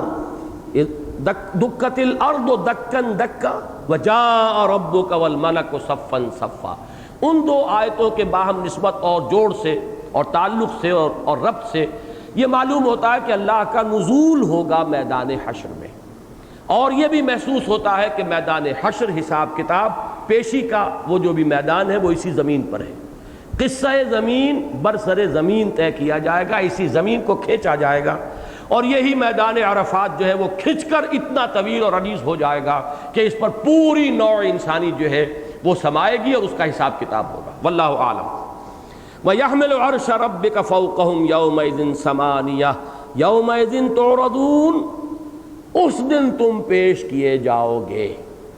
عرض کہتے ہیں پیش کرنا، آج کل معرض کہلاتے ہیں، عرب آپ جائیں گے شو رومز کو کہتے ہیں معرض، شو روم کے اندر چیزیں رکھی ہوئی ہیں، آپ دیکھیے جا کر یہ فرنیچر کا معرض ہے، اور یہ فلاں کا ہے، اور یہ مفروشات کا ہے، اور یہ جو آپ کے سینیٹری ہے، تو معرض ہے جہاں وہ پیش کیے جاتے ہیں کہ یہ ہیں چیزیں یہاں پر دیکھیے۔ تعرضون، تم پیش کیے جاؤ گے، عرضی کہتے ہیں، عرضی، عرضداشت، کسی کے سامنے پیش کرنے کے لیے اپنی درخواست وہ عرضی ہے۔ اس دن تمہاری پیشی ہوگی، اس دن حاضری ہوگی۔ یومئذ تعرضون لا تخفی منکم خافیہ، اور تمہاری کوئی شے کتنی ہی خفی ہو وہ مخفی نہ رہے گی، ہر شے جو ہے وہ تمہارے سامنے آ جائے گی، تمہارے اعمال، تمہارے افعال، تمہارے ارادے، تمہاری نیتیں، تمہارے عزائم، تمہاری امنگیں، سب کے سب کھل کر سامنے آ جائے گا۔ یہ ہے وہ یوم الحساب، یہ ہے وہ پیشی کا دن۔ اب اس کے بعد جو اس کا انجام ہوگا یہ اگلی آیات میں ہے، ہم رکوع جو ہے پہلا مکمل نہیں کر سکے، 19 آیات ہم نے پڑھ لی ہیں، انشاءاللہ تعالی اگلی نشست میں یہ جو بقیہ آیات ہیں اس رکوع کی وہ بھی ہم پڑھ لیں گے، اور پھر دوسرا رکوع جو اپنی جگہ پر ایک مستقل مضمون کا حامل ہے، جس کے اعتبار سے بڑی گہری مناسبت اس صورت کی ہو جاتی ہے سورہ نون کے ساتھ بھی، اور اس سے ذرا پیچھے ہٹیے تو سورہ واقعہ کے ساتھ بھی، اور وہ بہت اہم مضامین میں سے ہے، انشاءاللہ اس کا مطالعہ ہم اگلے درس میں کریں گے۔ اور یہ آپ حضرات کے علم میں ہوگا کہ اگلا درس جو ہے اب اگلے ہفتے نہیں ہو سکے گا، اگلا ہفتہ جو ہے وہ عید کا دوسرا دن ہے، انشاءاللہ اس سے بعد جو ہے غالباً 22 تاریخ کو پھر ہم یہاں جمع ہوں گے اور سورہ حاقہ کا بقیہ حصہ جو ہے اس کا مطالعہ کر لیں گے۔ بارک اللہ لی ولکم فی القرآن العظیم ونفعنی وإیاکم بالآیات والذکر الحکیم۔